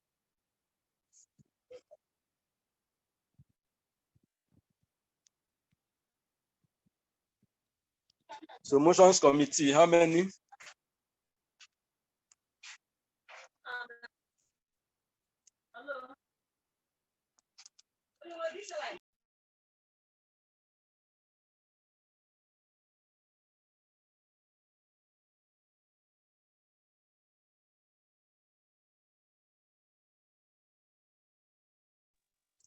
Hello, are we good now? 9. Remaining 3, please.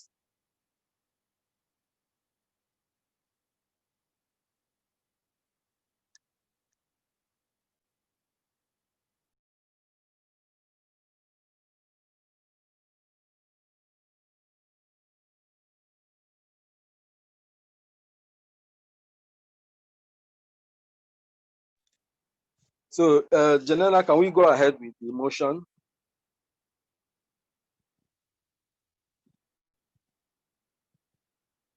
Okay, thank you very much. Motion passed. Thank you very much. Right now, we are going to move to the motion to suspend the standing orders to the next RA. So, member association, please, you vote for suspending of the standing orders. Janela? Yelena, IPSF Secretary General. So I think we had some clarifications in the chat, so maybe we can also address them so that everyone is on the same page. Thank you.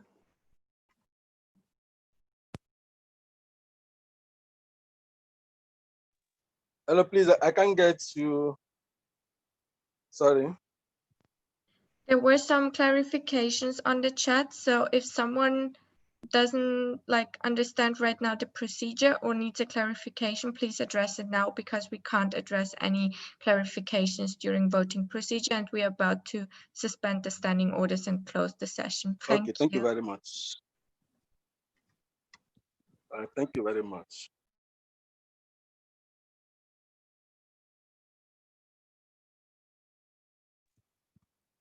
Okay, right now, do we have any clarification from anyone? Any comments from anyone? Because we'll be proceeding to vote on the suspension of the standing orders right now. All right, David Yao. David, you may have the floor. Okay, thanks for the floor. I think that if you can share the screen, and we can follow the motions that we are voting for, and we can maybe through faster. Thank you. David, you may repeat again. We didn't get you very well. Okay, David, so are you hearing me? Okay. Yes, I can hear you. Okay, I was saying that you can share the screen for the team, and we can maybe be allowed what we are voting for. Thank you.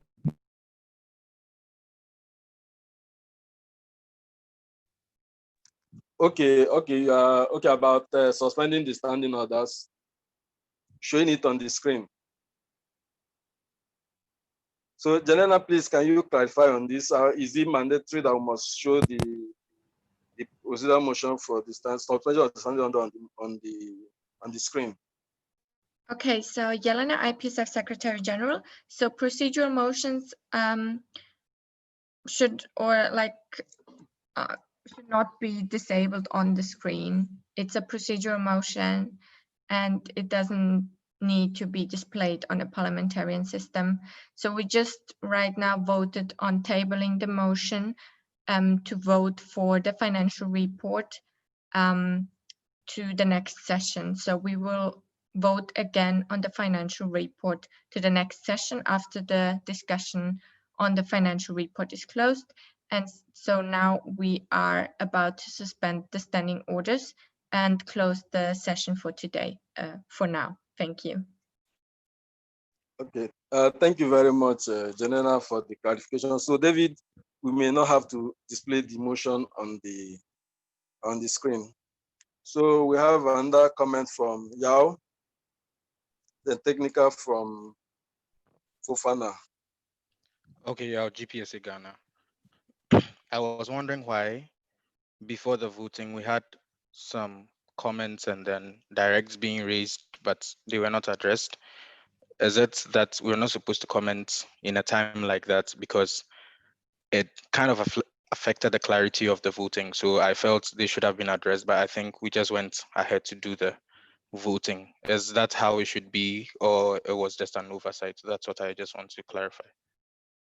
Okay, thank you very much, Yao. Actually, there was already a motion to close the discussion, and there was a seconder.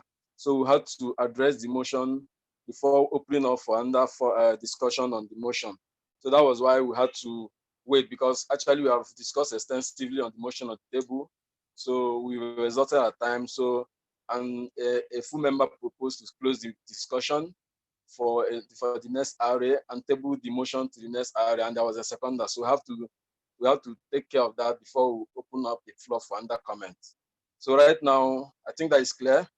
So right now we are going into suspension of the standing orders because we have actually exhausted the time for this area, since the area has agreed that we are not going to be doing any extension.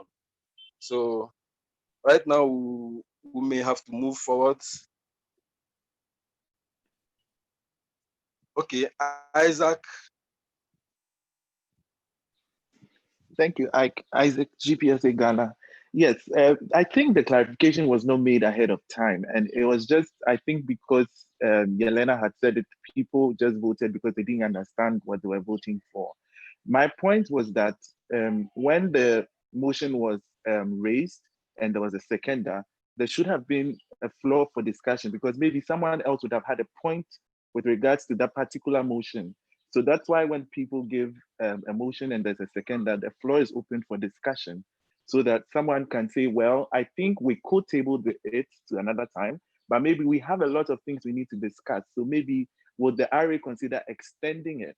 Then from there, it will influence other people's decisions. But if you just say the motion has a seconder, so we should just go into voting, you don't, it's like you're clamping people's right to appeal to the RA to vote otherwise. Thank you. Okay, thank you very much, Isaac, for the submission. Actually, okay, comment from the Janena. Janena, you have the floor. Yelena, IPSF Secretary General. So to clarify this, yes, procedural motions, there are procedural motions that can be discussed, and there are procedural motions that cannot be discussed. A procedural motion that is not up for debate is, for example, a procedural motion to close the floor for discussion. This is not up for debate. I think there was slight misunderstanding about because there was a procedural motion to suspend the standing orders, and that was not the appropriate procedural motion. So that's why the vote was opened, because before we close the session, we need to vote usually. So that's, and I think also Purity mentioned that either you want to extend the time limit or not. And there was no procedural motion, there was no proposal for extending the time limit.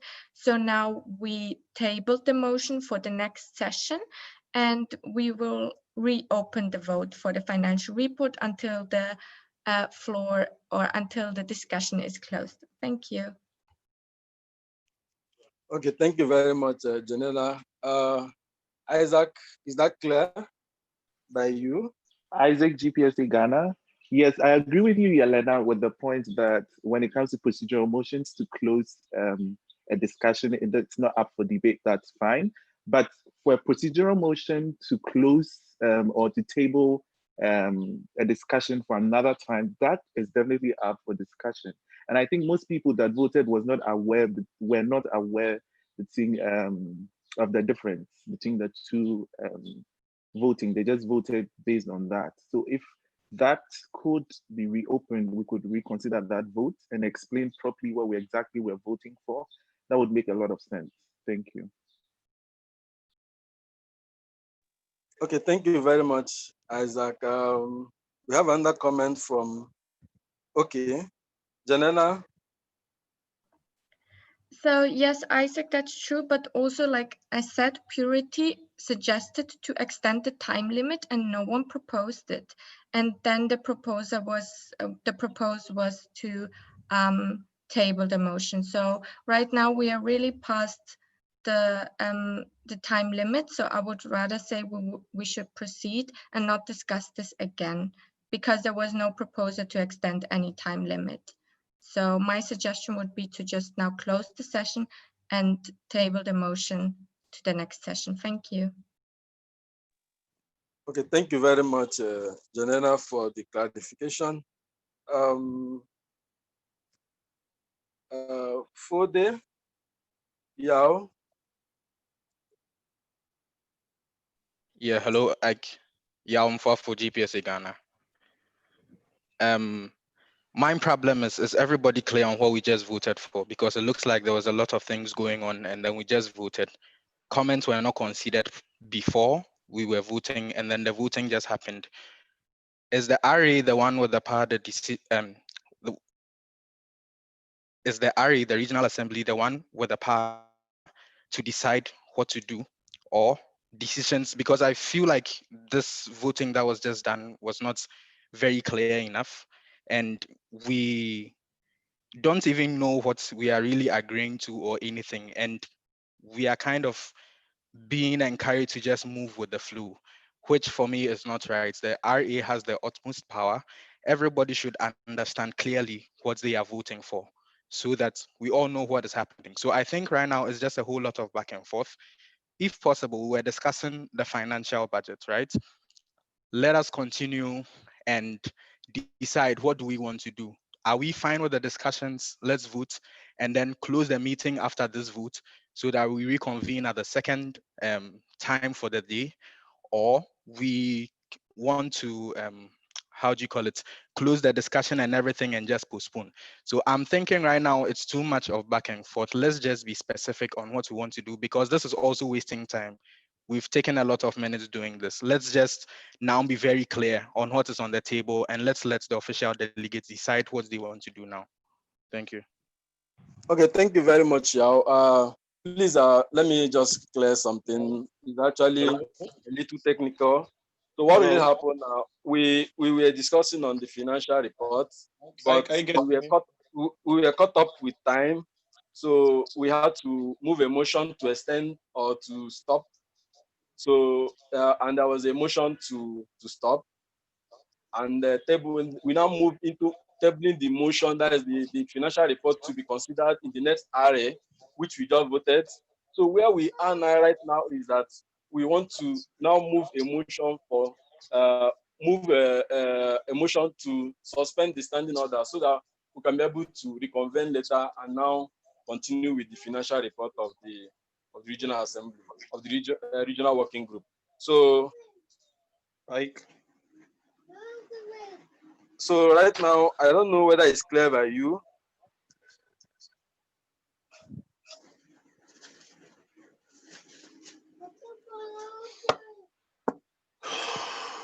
Okay. How is it clear by you?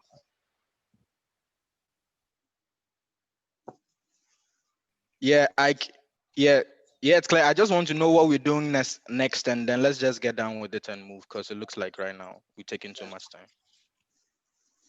Okay, thank you very much. Now that we have suspended the Ike. Yes. Hello, Ike. I'm so sorry. I've been posting my number on the chat, and you've been skipping me several times. I don't know. I want to. Hello, Fode. Fode, Yes, I want to transfer the chairing of the RA back to the chairperson, since we are moving the RWG financial report to the next session. So let the chairperson continue with the RA for the suspension of the standing orders. So Purity, please, you may have the floor. Thank you. Okay, thank you guys. So I just want to assess with you respond with either a thumbs down or thumbs up. So would you like us to reconsider the procedural motion on tabling the motion that was being discussed? Please type thumbs up if you want us to consider that procedural motion, and thumbs down if we should move on suspending the standing orders. Please type in the chat box. This is open to everyone. The thumbs up or thumbs down. Purity. Yeah. Yes, I was up next to talk after Yao. I've been sending my number on the staff on the chat for several times now. I don't know why. Okay, but we'll have first to assess how the regional assembly feels, the emotions first, then we can go back to the comments in the so I need people. So what happened? We voted on tabling the motion, the one that I was presenting on the financial report. So tabling it so that we discuss it in the next session at 6 p.m. GMT. So that's what people did. And majority of the people voted that we can table that. So I want to assess whether you guys are okay with that tabling. So you respond with thumbs up, and if you're not okay, you respond with thumbs down.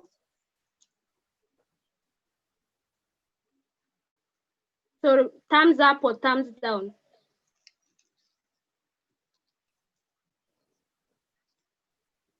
And there are people who are sending to me the thumbs up to me privately. Please send it to the group, everyone. So I'm seeing that we are okay with that. So we are tabling that for the next session. Next, we need a motion to suspend the standing orders so that we can close this session. If What's up? and Why you don't post the channel? Why you not giving turn off? So I need a full member to propose that.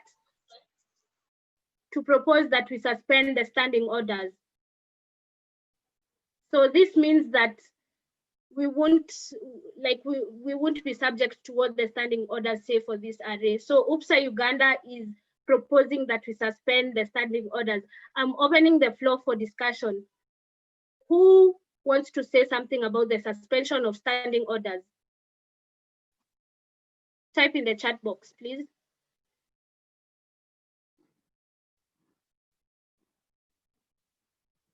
I see no comment, so we are going to move to voting. Oh, wait, I need a seconder.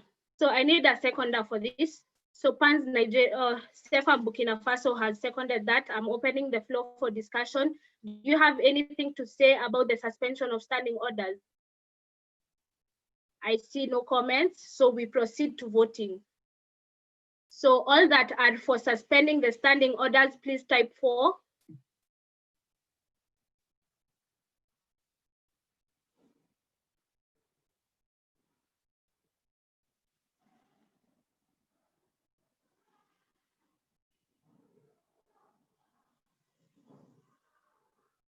And if you're against, please type against.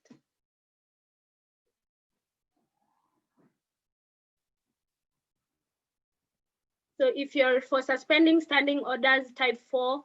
If you're against suspending standing orders, type against. All full members, please do that. Someone please help me count. How many 4s do we have? We have 10. So who hasn't voted?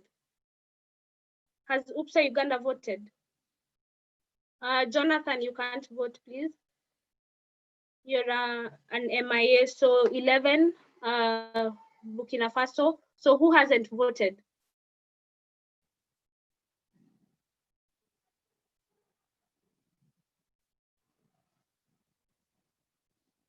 So, because it's more than 2/3 of all full members that are supposed to vote, we'll go with 10 for and 1 against, and the standing orders have been suspended.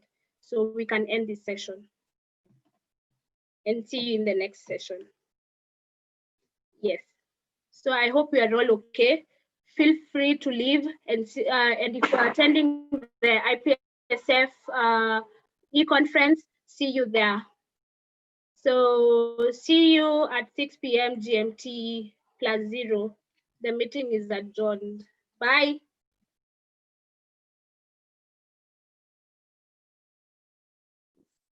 Bye-bye.